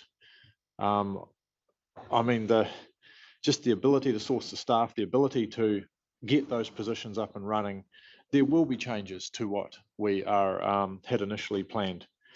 And this is our community's money that we're spending. So I think we need more oversight over it than what we're suggesting. So I'm a fan of the workshop. Okay. So can we leave it that the Chair of Finance, Deputy Chair of Finance liaise with Nick and Mike, because it sounds like depending on what pops up, whether it's necessary to have a workshop. You're saying have a workshop regardless, basically. I'm saying it's necessary. It's necessary. Yeah. Yep. So the reality is, But if there isn't a will around the table for it. Yep. then so I'll the- just, well, hang on, would it help, Michael. Nick? Sorry. Can the basis before the next finance committee, is there any reason why we couldn't have a workshop leading into that meeting? There's no reason why we can't have a workshop, providing that the gentlemen have something for us to look at, and which no doubt they will. But we would need to be very sure that once we've had that workshop, that we were signalling a pretty clear intent that at the meeting, which will be in a couple of weeks from that would be pretty happy where they're heading. It's I'd just, like again, to sit, sorry. Yeah, I'm not trying to rush that process. I just thought in that, I'm happy with the workshop. I mean, if a workshop's going to give us greater clarity, that's good. But we'd need to be just in the time process of what's got to go on there for us to then go to consultation. So, yep, it's probably a safer bet to have the workshop. On the basis that we're targeting 18%, and Mike's basically said that, over the next wee while, that's where his focus is, and we're on track. Essentially, once the work's done, we should be landing at the 18. So there's a bit of reasonable degree of confidence to get there. The workshop is probably going to be just a ratification or confirmation of. I've got a different view to this. I think we want to, and it's co-chairs, not chair and deputy chair. Oh, sorry. Sorry. I just thought I was a deputy anyway. I think we should see how it's tracking and get what information we can as we get it. And if there is reasonable confidence that it's doing what it's doing, then we see if there's any appetite around the table to get in amongst the proposal that is within our long-term plan options. And I'm happy to get in amongst it if there's a reason, but I don't think we should set up a meeting on the off chance we need one. I think we should start on the presumption that unless we hear something back that requires that, and if it does, I'm more than happy to. I just don't think we should put it in there. Just a comment, Chair, would be, again, it's about a timetabling issue. We probably need to timetable that workshop now. Don't we need to timetable it so you know what you're working to, and if we don't need it, then call that off?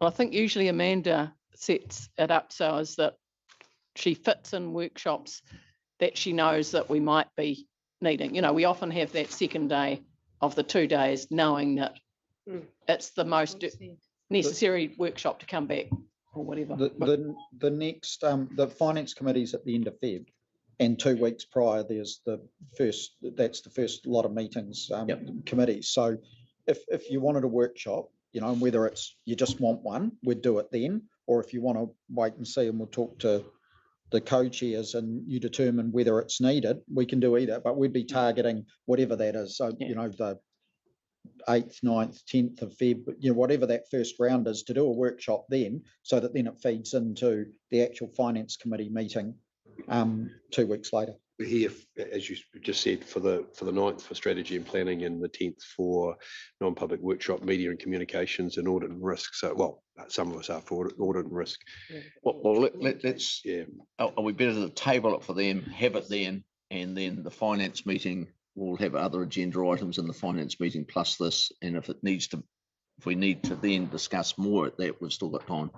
Can I just ask the purpose of the workshop? Yeah, well done. Yeah.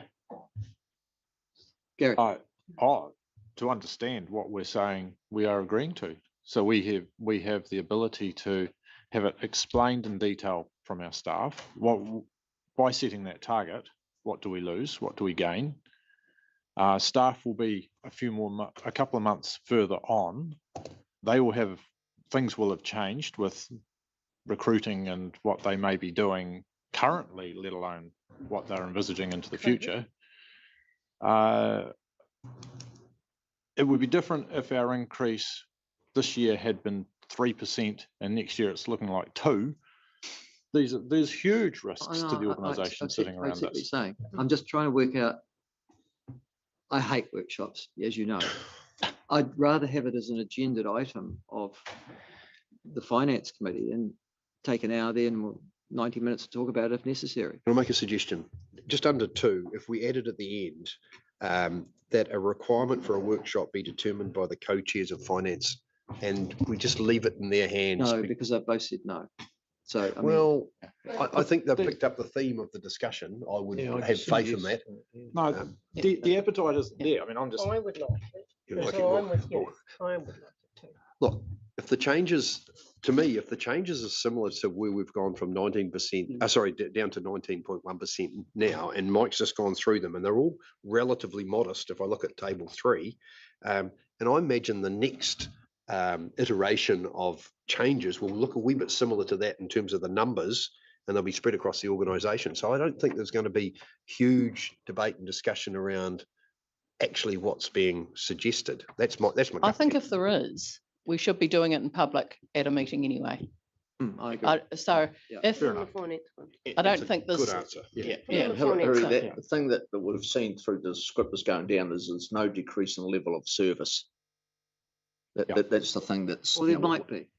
Well, at the moment, there's not. No. At the moment, But, so based on the commentary we have now, there's no, so all we will be debating on at any meeting will be actually now to get to 18.1%, we need to drop off 2 Carmen Hopes because it costs too much or whatever. So, Yeah, and then that's going to affect the level of There's no service. point in labouring it. Put it to the vote. It's not going to get. So we may as well move on. Hang on, I'm just trying to please everyone No, here. I Mike. understand you. What is? Yep. Mike. Look, I don't think that other than we're very nearly there with the general rate. You're so close, and we're very confident, that we can really look a little harder and make some tweaks that aren't going to impact levels of service, which where Mike was coming from.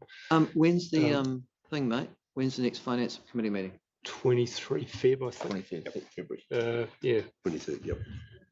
And then there's the target rate, which is the CDM reserve. And again, we can give you assurances that we can look at how we smooth that and use that reserve to get that, get down to that target. And then obviously coming back with that further information around PT and how those assumptions, what they mean in terms of the reserve. Long and short of it, we will have an opportunity in the public arena to debate the changes, just like we're doing today. It'll be no different. And the numbers or the variances will be really no different. It'll be roughly similar reductions. I mean, I'm comfortable with that. And I think, it still achieves, a good degree of scrutiny. And I hear what you're saying, Gary. I think it would be useful to, in that regard, so as we can have a good debate for anybody who has got any concerns about whatever comes up into it, is the more before that we get those figures, the better. So if it wasn't the Friday before the, if it could be a few days earlier than that, that would help with perhaps. Can I ask for one thing from our finance team, please? Because it's the question we're all going to get asked on the hustings. What's the 18% going towards? So a breakdown of where the additional money is going to go and why it's necessary. Most of that's in the LTP. I know it's actually, if I read the ODT, I couldn't tell you why. No. We've got that information is what I'm trying to say. Yeah, I know. Yeah. Just To be fair, it was in the LTP, but the LTP, when we go and consult and everything, the focus is very much on year 1. So what you're saying is you want a good breakdown when we come back on. Now we've got another got an 18% in year 2. That's so right. what's that about? And we'll outline that. Yeah. Cool. Yep. Good. Thank you. Excellent. Thank you very much. So I think, did you move this, Hillary and Kevin? No, Brian did actually. Brian moved, so I beg your pardon. Option 1. You seconded. Second. Yep. Is there any further discussion? So the recommendations remain the same. I'll put both recommendations. All those in favour, please say aye. Aye. Against? Carried. Thanking you. And the next finance communication materials. I hope the kids enjoy their, I'm sure they will. Communication material, current year of a long-term plan. This report is provided to inform and enable an opportunity to comment about the draft communications material to support councillors when engaging with the community regarding long-term plan. You actually gave us a heads up about this some time ago, Mike. We just take the report as read. Unless there's something you'd like to say, Mike? No, Front end, no, it's happy to pretty take questions. simple. It's pretty straightforward. Yep. Okay. Any queries or questions, councillors? I don't think it is straightforward. I think it is actually really hard to communicate the stuff really well. And I think this is really, really good stuff. So congratulations. I think you're underscoring it if you suggest that this is just simple stuff. So we're on 7.9. Yeah. Sorry, did you guys do this, not comms? Yeah, I did it. Well done. Can I just say something here? That this is just the beginning of something a hell of a lot more exciting. Assuming that, you know, I've got a little more resource to do what I could do around this, and I refer to the point and click kind of analogy. You can see where I'm going. You know, you've had your survey back. You've got a young audience. Getting more, you've got to be in the digital space. So this is where I'm going with this. So this is just, think of this as just a template of what could exist digitally. And you hear a lot about maps now, and well, that's a no-brainer. So, you know, we can show our services and who pays for what via maps too. So that's probably the underlying message in all this, and that's a bit I find exciting, where we could be with this. Totally agree with you, but can I ask for one? Is it just one thing? We've talked about it, but our constituents don't understand it. But they've got this massive rate rise, blah blah blah, you know. But we've talked about how much of that rate rise is down to central government mandating work programs for us. And I think we had an estimate. You might have even given it to us, Mike, that when we broke down the rate increase, it was something like 2/3 of it was as a result of central government and having to meet things like new policy statements on freshwater management and things like that. So I'm quite keen on that going in here, you know, because it was such a good piece of advice you gave to us, but people are saying, well, why are you doing this? And if we say, well, in actual fact, because we've got all these new standards to meet, and it's worth, you know, out of that 48%, 30% of it straight down to government policy. Yep. No, that's a good point. We can add that. Thanks, mate. Yep. Okay. And I should have asked this question this morning, perhaps as well, when we were talking, or yesterday when we were talking about maps. Maps are really exciting, and I am thrilled where this institution has got with its capacity to do maps. But it is also paid for by the ratepayers. And when you've got that capacity, is just understanding, it's not your question really, are we sharing that as a resource that other people can tell what they're doing? We heard the example from Carmen earlier. It's really good if people can tell their stories. I know that catchment groups want some access to some really good GIS stuff, and it's really hard to get anywhere else. And I'm just wondering, what are we doing to share that as a resource that is paid for by the ratepayers? Because it's powerful stuff, and it's not just us who need to be able to tell the message. Can someone come back to me sometime with that? Picked up on that, Mike, that point. Yep. Thank you. Thank you. We love it so much, we want more of it.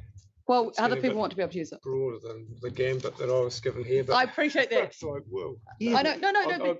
yeah, Yeah. I can follow She's up on so it. good at it, clearly. I'm sitting I here, so know that the maybe I'll follow up on OCC it. has lies regarding maps. Let's go to They Carmen. liaise, but they haven't got the answers yet. It was Mine's just a really quick little. Through the chair. Yes. Oh, it's fine. Mike, I just had a really quick little point that I think you could do, and I think this is brilliant visual. Up here, you could just have a little thing, it's got the beehive, just showing all the stuff that comes down that we have no control over. And that sounds really silly, but I said the other day at the FMU at Awaka, this is what the beehive says we've got to do, so we've got to do it. And they're like, oh, I get it now. It's just visual, but it'll Tied work. in visually, Yeah. yeah. Okay. Very good. So Mike, you're going to amend it just a little bit. Hang on. Have you finished? Thank Hannah? you. Yes. I'm a visual girl. You've got a Yes. question, Yeah.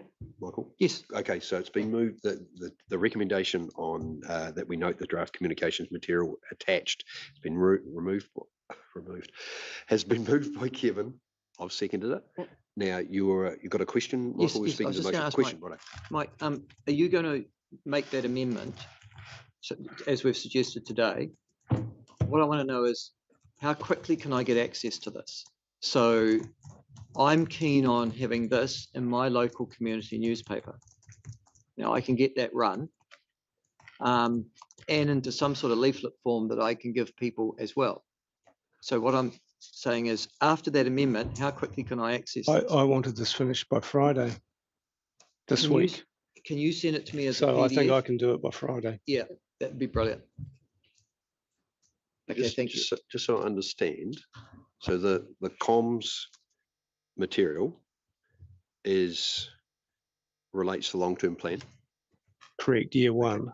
So yes. Yep. So okay. That answers my question. So the template that I meant, this could be updated yearly, and it could just get more sophisticated as we go. That's excellent. That's my point. Thank you. Okay, it's been moved and seconded. Any further discussion? If not, I'll put the motion. All those in favour, please say aye. Aye. Against? Carried. Thank you very much, Mike. Well done, Mike. Yep. Thank you. Moving on to item 7.10, this is the annual plan 2023 rating considerations. This is report back to council on 2 rating and funding related resolutions made during the deliberations, the LTP 21 to 31. This report was considered on the 24th of November by the finance meeting, and it was laid on the table and was brought back to this meeting. Nick, take the report as read. Anything that you wanted to add? Okay. No, this report's unchanged from what we financed 2 weeks ago. It's just the resolution was to bring it back for further discussion, basically, because time was an issue last time. I think there's something floating around that it's been added to it as a number 4. Someone's speaking to that. Is that Kevin or Kate? I don't think it's 4th. I think we note the report and then do this one and worry about the other stuff later. It is an alternate. So can you just talk us through what? So we note the report and we set up a working party to start looking at a pilot of the Kāori flood and drainage schemes. The working party being finance staff, engineering staff, Hillary, Kevin and myself as Molyneux. I've talked to the other Molyneux and she deferred to me. Yeah, quite happy for you to do the number cruncher. Yeah. The problem is if we try and mess with the other ones, we're putting things off. And I think we just have to see if we can get this to unpick this at this level first and then bring the other stuff back later. Just then, so what you're suggesting is 1 remains the same. And then just take out 2 and 3 and we'll deal with those at a different time. Once we've met.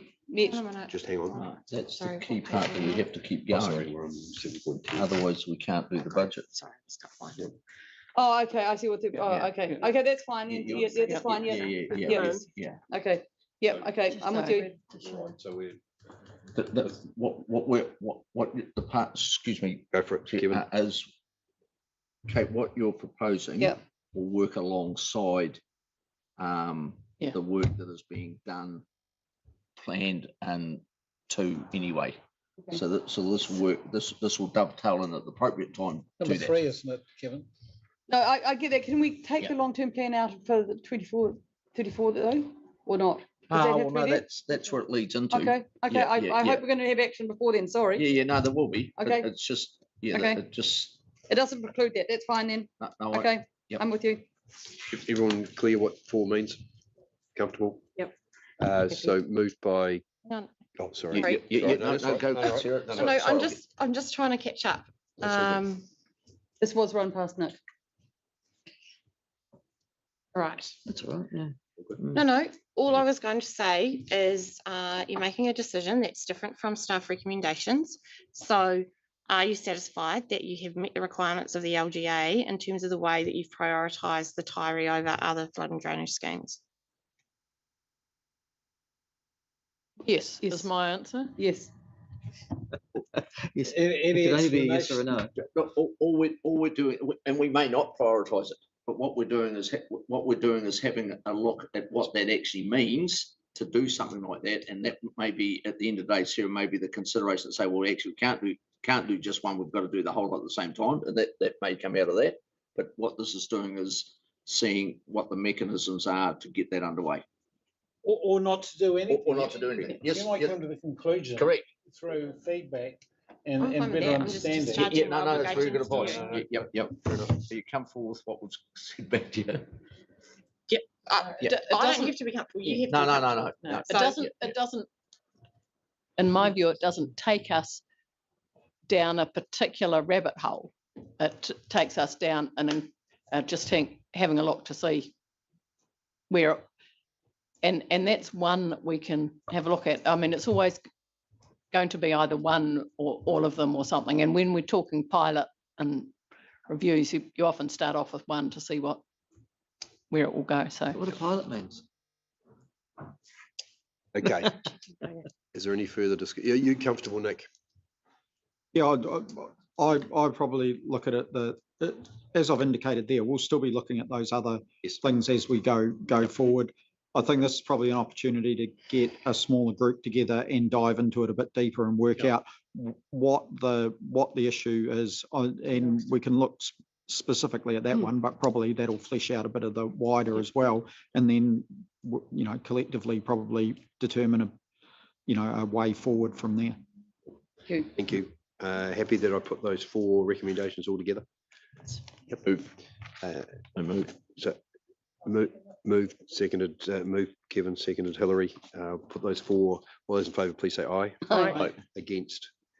Carried. Thank you very much, Nick. Regional shared services, which is your paper again, and Sarah's. So this is a report provided to seek Council's endorsement of Council becoming a shareholder in a proposed regional sector shared services organisation, and seek approval to prepare documentation to undertake the consultation on that proposal. There's 3 attachments there, self-explanatory.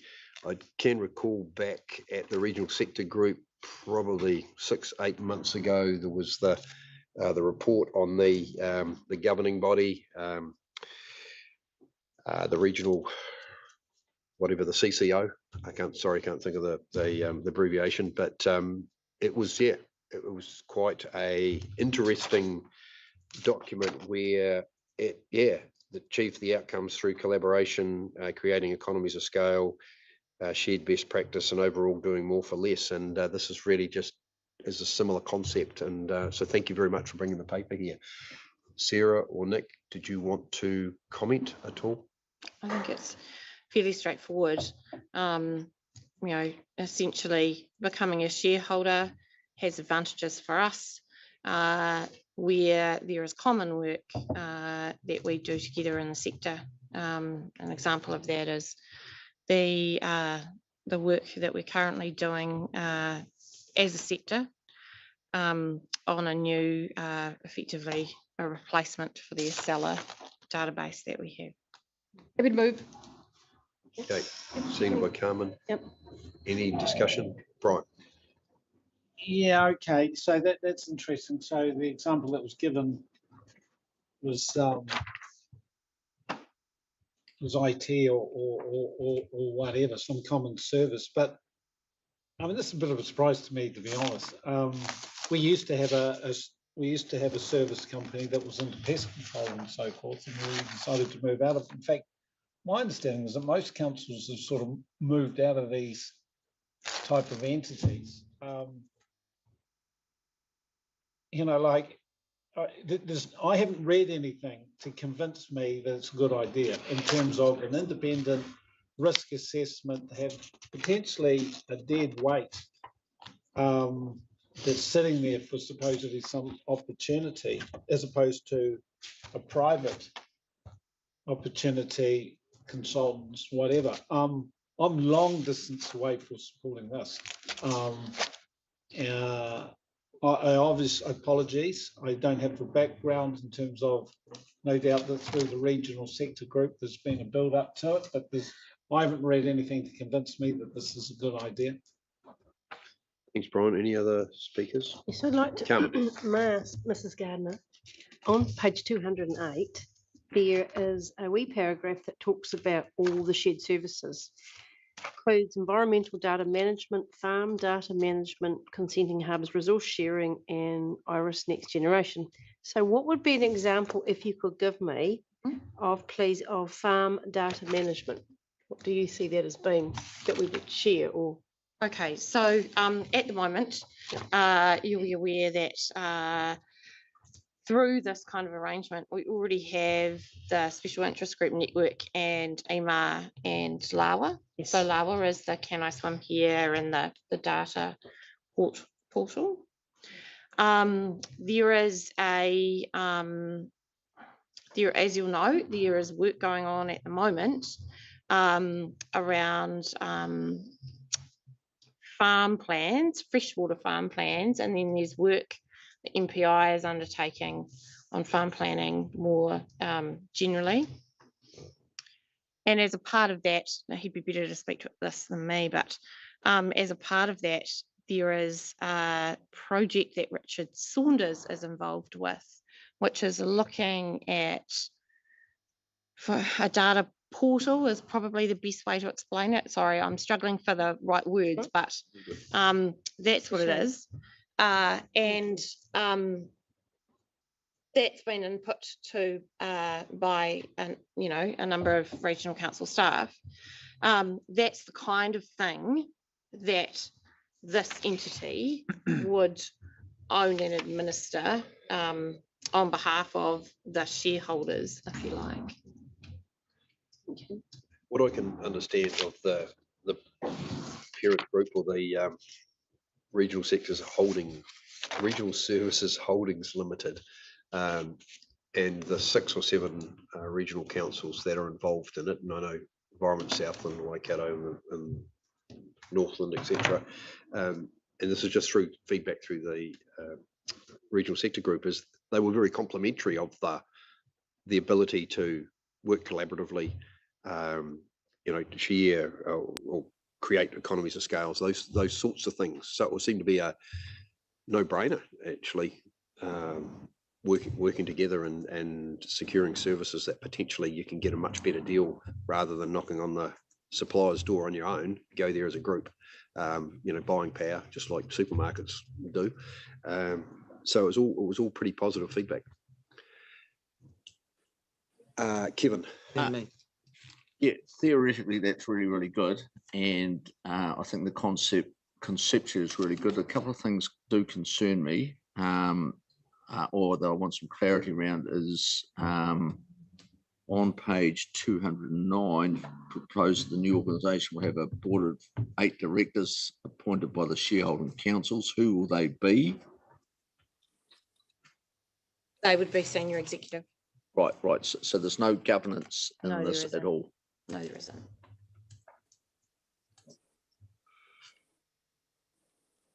That's you, Kevin. No further questions. No, I just have to think about that. Yeah. There's a question from me, Andrew. Thanks, Michael. I'm referring to agenda page 239 under the heading of financial case. Now, it appears from that to me that the cost to Otago Regional Council would be $144,000. Is that right?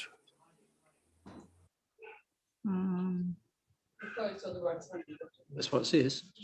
That's yes, that is right. But if you look there, the 144 is the current structure and model. The proposed structure and model is actually fairly similar.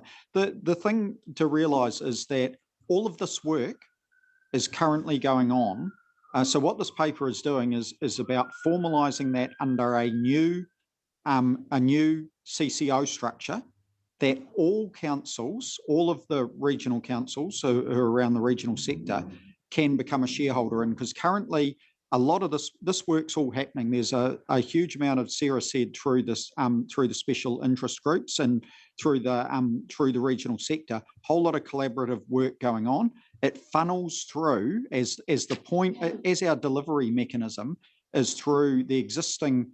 There's an existing shared service organisation, or that's a CCO called Regional Services Holdings Limited, but only 6 of the regional councils own that. It was originally set up to develop and run Iris, which is our equivalent of that as a seller.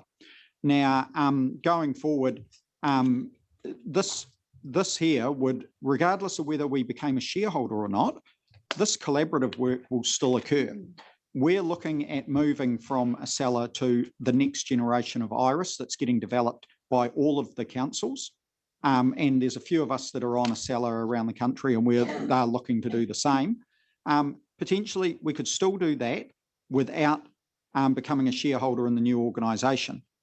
We'd then we'd be buying that service off whatever the new entity is, but we wouldn't be a shareholder. We would just be a customer. And currently with Iris, there is one council that uses Iris that is not a shareholder. But the opportunity is there to actually become a shareholder, and therefore you will have a stake and a say and the ability to have more control, and you'll be involved in the governance.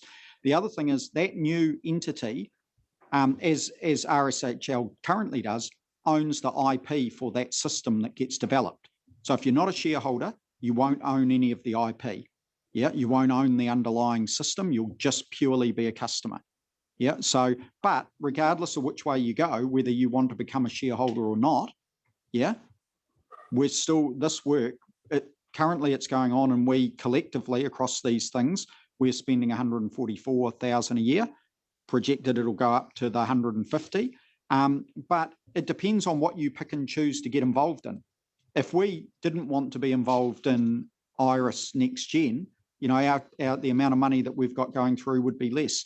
The RSHL is currently, they do the collection of, we host LAWA currently. They collect the money off all the regional councils and then pay that to us rather than us billing all the councils. Currently, LAWA sits with us. One of the proposals here is we would most likely move that to sit under RSHL. If you take, for example, some of the collaborative things that we've done, we currently do the B card, do RITS. We ran that implementation as the lead council. This would be the ideal delivery entity for that sort of initiative going forward. But given where we're at in that, and we've got national ticketing coming, that Waka Kotahi's going to be, they're going to be, if you like, the lead on that. It wouldn't go through there. But if we were proposing if we were proposing the RITS B card today, I'd be proposing that this would be the entity that would deliver it on behalf of the councils, rather than one council on behalf of all the others. We end up, one council hosts and puts agreements in place with all the other. It's quite time consuming and messy. Whereas here, you're just putting the framework in place, and you just basically you pick and mix what you're going to be involved in and what services you take. Thank you for that description. And Iris Integrated Regional Information Systems, and that's for regulatory management requirements, correct? Mm-hmm. Okay. Michael? Michael Deaker just mentioned 144,000, but on page 239, the proposed structure would see our contribution go to 305,000. Have I got that right? Yeah. So that's because the big thing that you've got in there. So what's the difference? We've got the 155 on the Iris. Yeah. So that's currently we're at 144, but we've got no Iris costs, and then we'd move over there to. Do we move to there? No, the line that I've got going across still has us at 150. The line I've got going, oh, sorry, Taranaki. Yeah. Oh, yes, you're right, 150. Yeah, looking at the wrong one. But you don't have Iris in there. Yeah. So Iris isn't included in there at the moment, but we're going through the evaluation phase of that. Assuming that we progress with Iris, we would end up moving into having Iris cost. So it would be 305, I think. Yeah. Yes, but we would have those Iris costs regardless. No, but I'm just trying to work out what so it's $300,000. So it's quite a bit of money. Listen, these things, just to answer your question, at first blush, they always appear to be a no-brainer. I mean, when you think about it, you think, well, God, you've got 67 councils in New Zealand. Why don't you have it integrated everything from payroll to everything?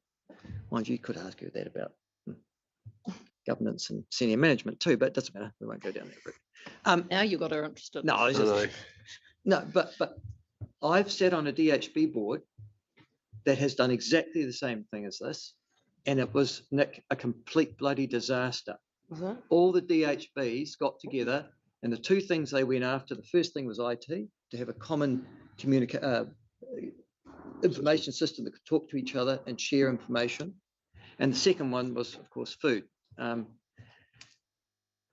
It got into such a problem that it cost us hundreds of thousands of dollars to get out for no benefit. And that was the experience of almost every DHB in this country.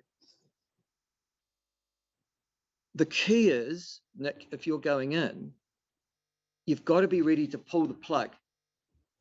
Because if something goes wrong, and IT is notorious for stuff going wrong, right throughout local and government sectors, you've got to be able to pull the plug quick. I'm worried about us being a shareholder, Nick, because I know that we can't pull the plug at that point. If we were a service, if we were buying the service and there was a tangible benefit, that's fine. But you'll find that I'm right. If you have a look at IT services across New Zealand public sector, they are invariably more expensive than you think they're going to cost. And there are a litany of disasters. So the question I have of you, my friend, for the financial case is, how can we limit risk?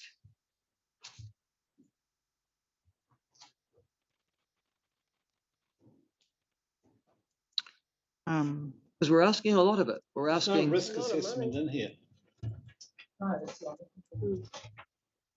thought there was a risk assessment. No, it's got risks. It's on page business case, service business case. Economic case. Keep going back. Main risks. It's got main risks on page 228. Yeah. 328. Yeah. 328? 228. 228. But it doesn't give us the answer to that question, which is why I'm asking it. See, if you're in a shareholder, you'll stay. And you might even have, a good example of this was the DHBs. You'll end up putting more money in because suddenly the costs have escalated and you don't want it to fail. You could just give So Nick I'm just a chance to respond to Michael's. Yeah, I think there's two things. This paper is asking about the framework and about the CCO and about us being a shareholder in that. The underlying what we get into of how we deliver the services, the IT issue there is, do you want to be part of a collective regulatory system, with the other councils, or do we go it alone? That's sort of a little bit separate. Even if we were a shareholder or not, we can still, just because you're a shareholder doesn't mean that you have to be involved in IRIS. We've been progressing the IRIS analysis and looking at that. And really, it's quite interesting because from our view, regardless of the fact that you're collectively looking to do something, being standalone as we are on a seller is, has its own costs, and we compare the two, and doing something collectively is the business case stacks up for us to move to it. Well, I don't know that you have addressed the risk issue. Just 1 second, just very quickly. And I'm sort of with Brian on this one. Initially, I looked at this and went, this is no brainer, yeah, absolutely. But I do know from bitter experience that if something goes wrong and you're a shareholder, you end up ploughing more bloody money into it to solve the problem. And IT is one of those areas notorious for going wrong. And I'm just thinking, if I wanted to limit risk, I'd be purchasing the service, and if they couldn't deliver, I'm out of there. I'll go and purchase it from somewhere else. Once I'm in this service, I'm almost, I am obligated, aren't I, to enter this particular operation with the software package and the computers. Okay, I've got Hillary, then Kate. Oh, no. I don't think that's been answered. Yeah, I'd have to go away and have a look. That's not. I don't think you necessarily are. Just because you're a shareholder, you can. Each one of these things is being looked at separately. So as I said, you can choose to be involved in particular initiatives or not, regardless of whether you're a shareholder, is how I've interpreted it. But look, I think what you're saying is psychologically you're going to be more invested if you're a shareholder, so you won't pull out. And I also don't know what the obligations of being a shareholder are. It's not the paper I look. Does it mean that you're involved in underwriting loss if something does go wrong, that you're automatically have to, but like Lloyd's, apportion some of your income as a consequence. My understanding is no, because it's a separate company. So again, you've got limited liability that you can choose not to. I would be remiss in my duty if I wasn't flagging it with you. It's just Yeah, no, it's a good. They're very good points. So I think there's a couple of things to note. One is that the 6 councils that have been involved with the first iteration of RSHL have been involved for some time, and it has worked well. So there haven't been any particular issues as far as I'm aware. I guess the second thing is that, you know, we can go it alone, but there's costs in doing that too. So, you know, either way, there are costs, but developing up your own system, for example, is way more costly if you do it alone than if you're doing it with a consortium. So, you know, I think there's pluses and minuses both ways is what I'm trying to say. Thanks, Sarah. I've got Hillary, Kate, then Kevin. Have we got a resolution on the table? No. I've moved, but I don't know if anyone said. Oh, sorry. Right. I'll second it, and then I'd like to speak to it. Okay. So moved by Kate, seconded Hillary. I may. Yep. I sort of feel it would be, I can see the point of things being often cheaper if you get together with your mates on it and things, but in this case, because of the sorts of things we might be doing, including things like IT if we did, and the variety of things we do are sort of IT related, I have a bad feeling about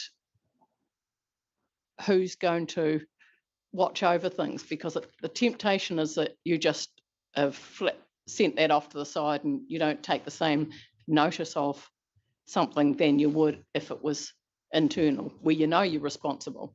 You know, if there's a whole group of you, you think, oh, well, I never thought that would happen. And I just sort of, partly that is because our health board's had a bit of a whoopsie about the IT department. And I think keeping something closer, knowing that it could be more expensive, but that we're got more of an eye on it, and anybody from our organisation who's watching over one of these things, if we want to buy the service from somewhere else, even if it did cost more, we'd be saying to Mrs. Gardner, why was that procured? You know, that doesn't seem to be working, or what's gone wrong here, or who's and she would know that we would find her responsible, and she would go looking to Nick and say, how did that happen, or whatever whatever would happen, but we'd know it was our responsibility. And if it had come to us and we'd agreed to it and we hadn't properly looked at it, it would be our fault.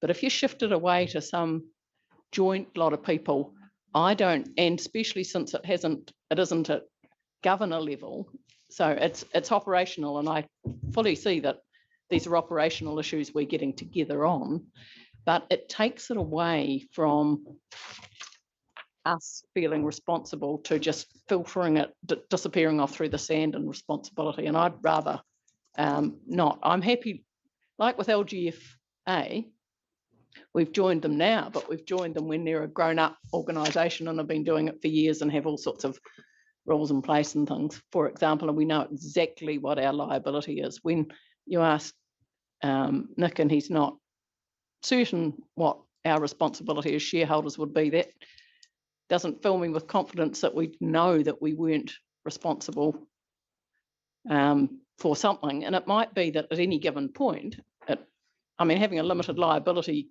company, even if it is limited to the assets of that company, it might at any given stage have quite a few assets, but we had a plan on what we were going to do with them. We can't do that anymore. We've collected it all together and we can't spend that because we've spent it on some thing that we shouldn't have been doing or something. And we might well have to guarantee what they're up to. And I just don't have a very good feeling about it at the moment. I'd rather go it alone. Thank you. Thank you, Kate. I'm slightly confused now because I had a discussion earlier in the week with Mr. Donnelly and had thought that this group had been going for a wee while, albeit not in as a company, and had delivered on a product that is now being upgraded. I think we need to flip the risks and say, actually, if we don't make sure that we get a product that suits us, and whether we're in the company or not doesn't actually matter to that, but we need to have some input into that because our system, I think, is not going to last for much longer. And so by being a shareholder and having that voice in the mix, I think we've got more chance of having a piece of IT that will deliver better for us. I totally concur with the comment about RITs. I would much prefer that wasn't just done by us alone on behalf of some councils, but done collaboratively at this sort of bigger level. I think we all know really bad IT cases in the past. I'm hoping that this is a better way of getting to that same point, and that they're all aware of those. I think they've been well publicised. But yeah, the reason I'm supporting this and will continue to do so is that my understanding is that if we don't get a different product out, then we've got a actually even greater risk. But maybe I've misread something. I'm fairly confident with this. That they've got a product up and running. It's being used by other organisations, and we're going to join them. Just have that clarified then, either from Sarah or Nick, that question you pose, Kate, about the risk to the organisation. The current system is not fit for purpose, and we have had challenges of recent times with getting it amended so that it meets our requirements. And that's because the provider can't. Yeah. Okay. Well, technically it's not possible. Public. Yeah, technically it's possible. Yeah. Okay. So we need to have the upgrade, if you like. Yes. Yeah. We struggle. Okay. I don't think I said anything incorrect, did I? No. Because I think no. Yeah, Andrew, it's VHS versus beta. Is what being upgraded at the moment? You're saying it needs upgrading. These two questions seem to be different things. One, creating an organisation, and two, upgrading. There is a current project called Iris Next Gen that we are already engaged on, because regardless of whether we join or don't join, we must have a new system. Yeah, and that's a separate matter. Yes, yeah. Okay, further speakers to motions. Kevin. Yeah. If I go to page 223, and one of the key drivers and the value for money is around the sector should be able to innovate, find efficiencies, deliver higher levels of service with the money already rated by the public purse. And what I need to be able to measure from saying yes to this is the reduction in service costs that we'll get, and the increase in service delivery that we'll get, the reduction in staff requirements that we'll get because we're sharing services, or that we may not, we may not decrease staff, but we may not have to increase staff because we're sharing services and we're going to use other expertise, as you read through there. And the other one would be a reduction in rates, because all of a sudden we're getting all these other efficiencies. So how do I mean, that's what I have to be able to measure to see that this is actually worthwhile. Where will those measures come through? Yeah, again, this is sort of, you're looking at the underlying system delivery, so the regulatory system versus the structure that's delivering. From our point of view, we currently have a regulatory system. Yeah, we've had it for probably 10, 12 years. Yeah. it's at the point where if we want to get the most out of it, it needs upgrading, it needs enhancements. There's a whole lot that has to happen in there. At the same time, you've got the sector with a group of currently 7 councils involved, 6 are shareholders, have a system that's sort of in a similar position, and they're looking to do a whole next generation rebuild of that. Now, our view is that we're better to be in that with the sector rather than with the provider that we've currently got. That's what we do there. That's where we get, if you like, the benefit out of the system change. Now, as Scott pointed out, we'll be looking to do that anyway, regardless of whether we're a shareholder in a new regional sector CCO or not. Yeah, because we've already evaluated which way we should go on this, and we're looking and thinking that the sector initiative is looking far more cost effective and better value for money than basically being standalone, which is where we are. Even though the current system we've got is used by a couple of other regional councils in the country, but it doesn't have the traction that, for example, particularly if all the other councils that are on the same system as us move to Iris, we will be completely standalone. We can move to Iris, can't we, regardless of this? And that's what I'm saying, is regardless of whether we're a shareholder or not, yes, we can. And all these other initiatives that go on, all the sector initiatives are still going to be happening in the background. Things like LAWA, which is currently funneling, that's in those numbers that you're seeing funneling through, although the money ultimately funnels back to us. All of those things are still going to happen. So you've sort of got to differentiate the underlying service with the holding structure. So, and there has been some good questions which we can go away and clarify on. So what does that actually mean? But I mean, if you look at the existing councils that are currently in Iris, they're basically, though they're shareholders, it's still full cost recovery.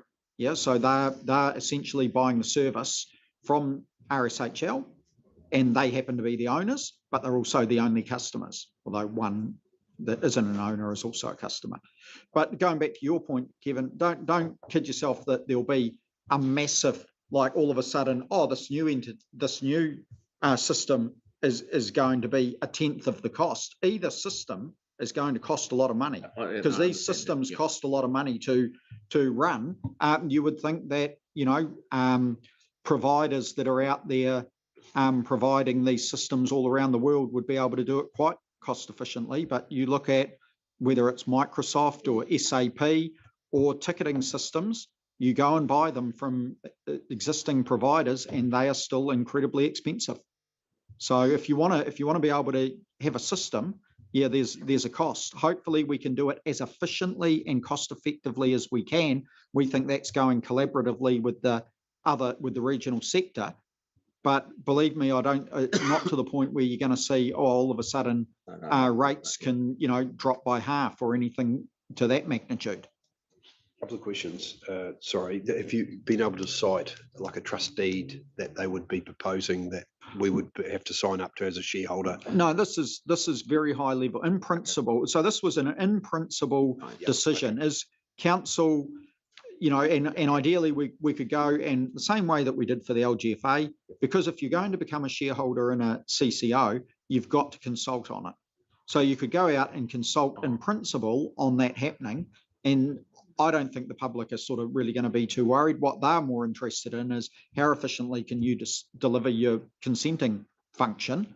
So they're more interested in the underlying, cost efficiencies rather than the structure that we put over the top in order to be able to procure and manage it. So the consultation, let's say in principle we support it, the approximate timing of consultation? Well, we would look to do that at some point in the new year, but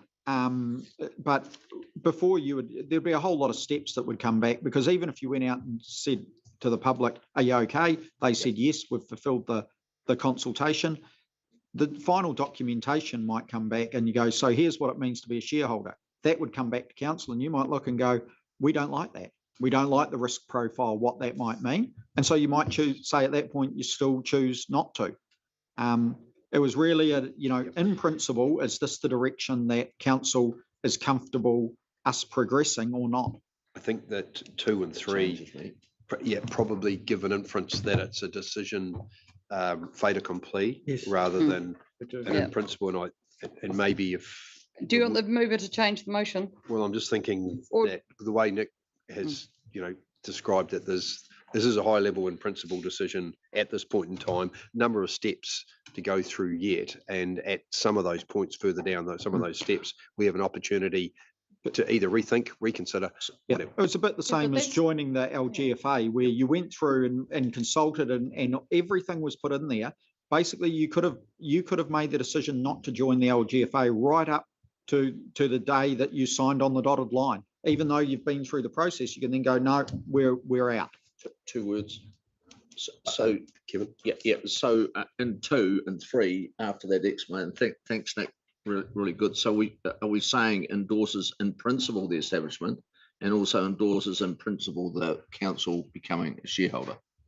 It sounds good to me. Is Kate and Hillary happy with the change? Progress, is it? Not entirely, because I think saying that you could keep turning it down later, if you're going to, we would be putting it out saying we support this to our community and things, and to say because we can change our mind later, there's no point even deciding whether we really want to do it. Doesn't matter, we can just keep going through the process. If we have any major reservations now would be the time to have them, not, let's just see how it sort of develops with a plot like Topsy, is all I'm saying. So, although it may help, it's just a whole lot of pushes that end up with a punch, potentially, to me. And we should be thinking about it now before we waste our community's time and everybody else's time.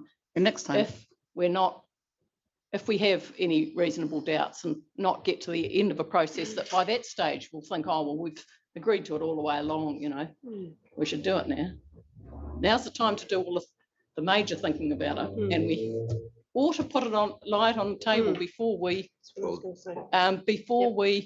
think about it, because we haven't got the answers that we might need to before we could. Okay, so with that in mind, we'll go back to Kevin, I think. So Nick, the consequences of if council were to lie this on the table until finance on the 23rd. For example, 23rd of Feb. What consequences would that have in terms of the time frame you're working with the lead organisation, the RSHL are doing RSHL? Thank you. Regardless, I think that there's going to be a new RSHL set up, and the way they're setting it up is they want to have it so that it's got the ability for, as you said, other councils to join, because they realise that they're not going to get all councils to say yes straight away, and there'll be different decision processes and everything. So really, we said that we'd write back to them. We can write back to them and said, council's going to further consider this in the new year, and we'll come back to you in due course. But they're hoping that we'll end up with a broader range of councils being involved. But having said that, like I said, we'll still be involved. We'll still be procuring services through them regardless. So if we get to the point and that your view, I'll go back and have the conversation around some of the risk questions. I can say, councils sort of, they're wondering, they still don't have a problem with being a customer, but shareholder, maybe not. That was one of in the letter they wrote, they said, do you want to be involved and do you want to be a shareholder? They're sort of, they're two separate questions almost. Okay, so just before we go to Michael, then Kevin, Kate and Hillary, are you happy to withdraw the motion lie on the table, and that you basically just It has the effect of lying on the table. and Yes, I am. and we move. You're happy to move that it lies on the table? Can you just Move hold by that for one? It has to be Carmen or someone, because we've spoken. Oh, sorry. Yeah, okay, you're right. Okay, hold that thought because it might come to you in a minute. Okay. I've just got a question. That's Okay, all. Michael, then Kevin. Yeah. Just a question. Listen, thanks, Nick. That's good. And I really appreciate the response that you've given, which is you've heard the misgivings around here, and you're going to go and inquire a little bit further around that risk profile. But also thank you, Sarah, because now it's for the first time I understand, because I saw this, that we've got a not fit for purpose computing system. Yeah. Now that's probably more relevant to me than whether or not we're going to be a shareholder in X. Because Nick, it's I think $155,000 or something, but I've just seen that Waikato Regional Council have rebooted their iris to go next gen, and it's cost them $2.8 million, which means, and they're a third, I think, shareholder of regional, well, RHSL. So they're rebooting their system, their computer system, 2.8 million, reported in the media. Was it Iris they were rebooting? Well, they're rebooting their whole computer system. I think that's an ERP. That's probably, I'd have to go have a look, but it's probably an ERP system around all their other systems. That's right. But we've got a not fit for purpose system, and what I'm asking Sarah, because it comes out of that, is what's it going to cost us, or to actually make a fit for purpose system? Because it'll be more than $155,000, I suspect. Yes, I think it's, I don't have the information. That's all right, but yeah. I can certainly find out how far we've progressed that. But as I've said, we're not doing that on our own. We are doing it under the current RSHL umbrella because we've joined that particular project, not as a shareholder. Yeah. It's underway. So Nick, when that paper comes back, it'd be really nice to know what sort of figures we're looking at in terms of upgrading our system to make it fit for purpose, wouldn't it? Because I'm pretty sure it's not built into the AP at the moment. Yes, it is. Program. It is. In the LTP. Yeah. So we've factored into the LTP around, we've got various IT projects built in there, of which upgrading or replacing a cellar is in there. So look, we've obviously done the initial work. We could bring that back to Finance Committee or a workshop around that time just to explain this further. Because where you say fit for purpose, I'd say it's not that it's not fit for purpose. It could just do a few other things that we would like it to do. There are some things it could do that would produce significant efficiencies. Yeah. Okay. Particularly around, we use the system currently for consenting primarily.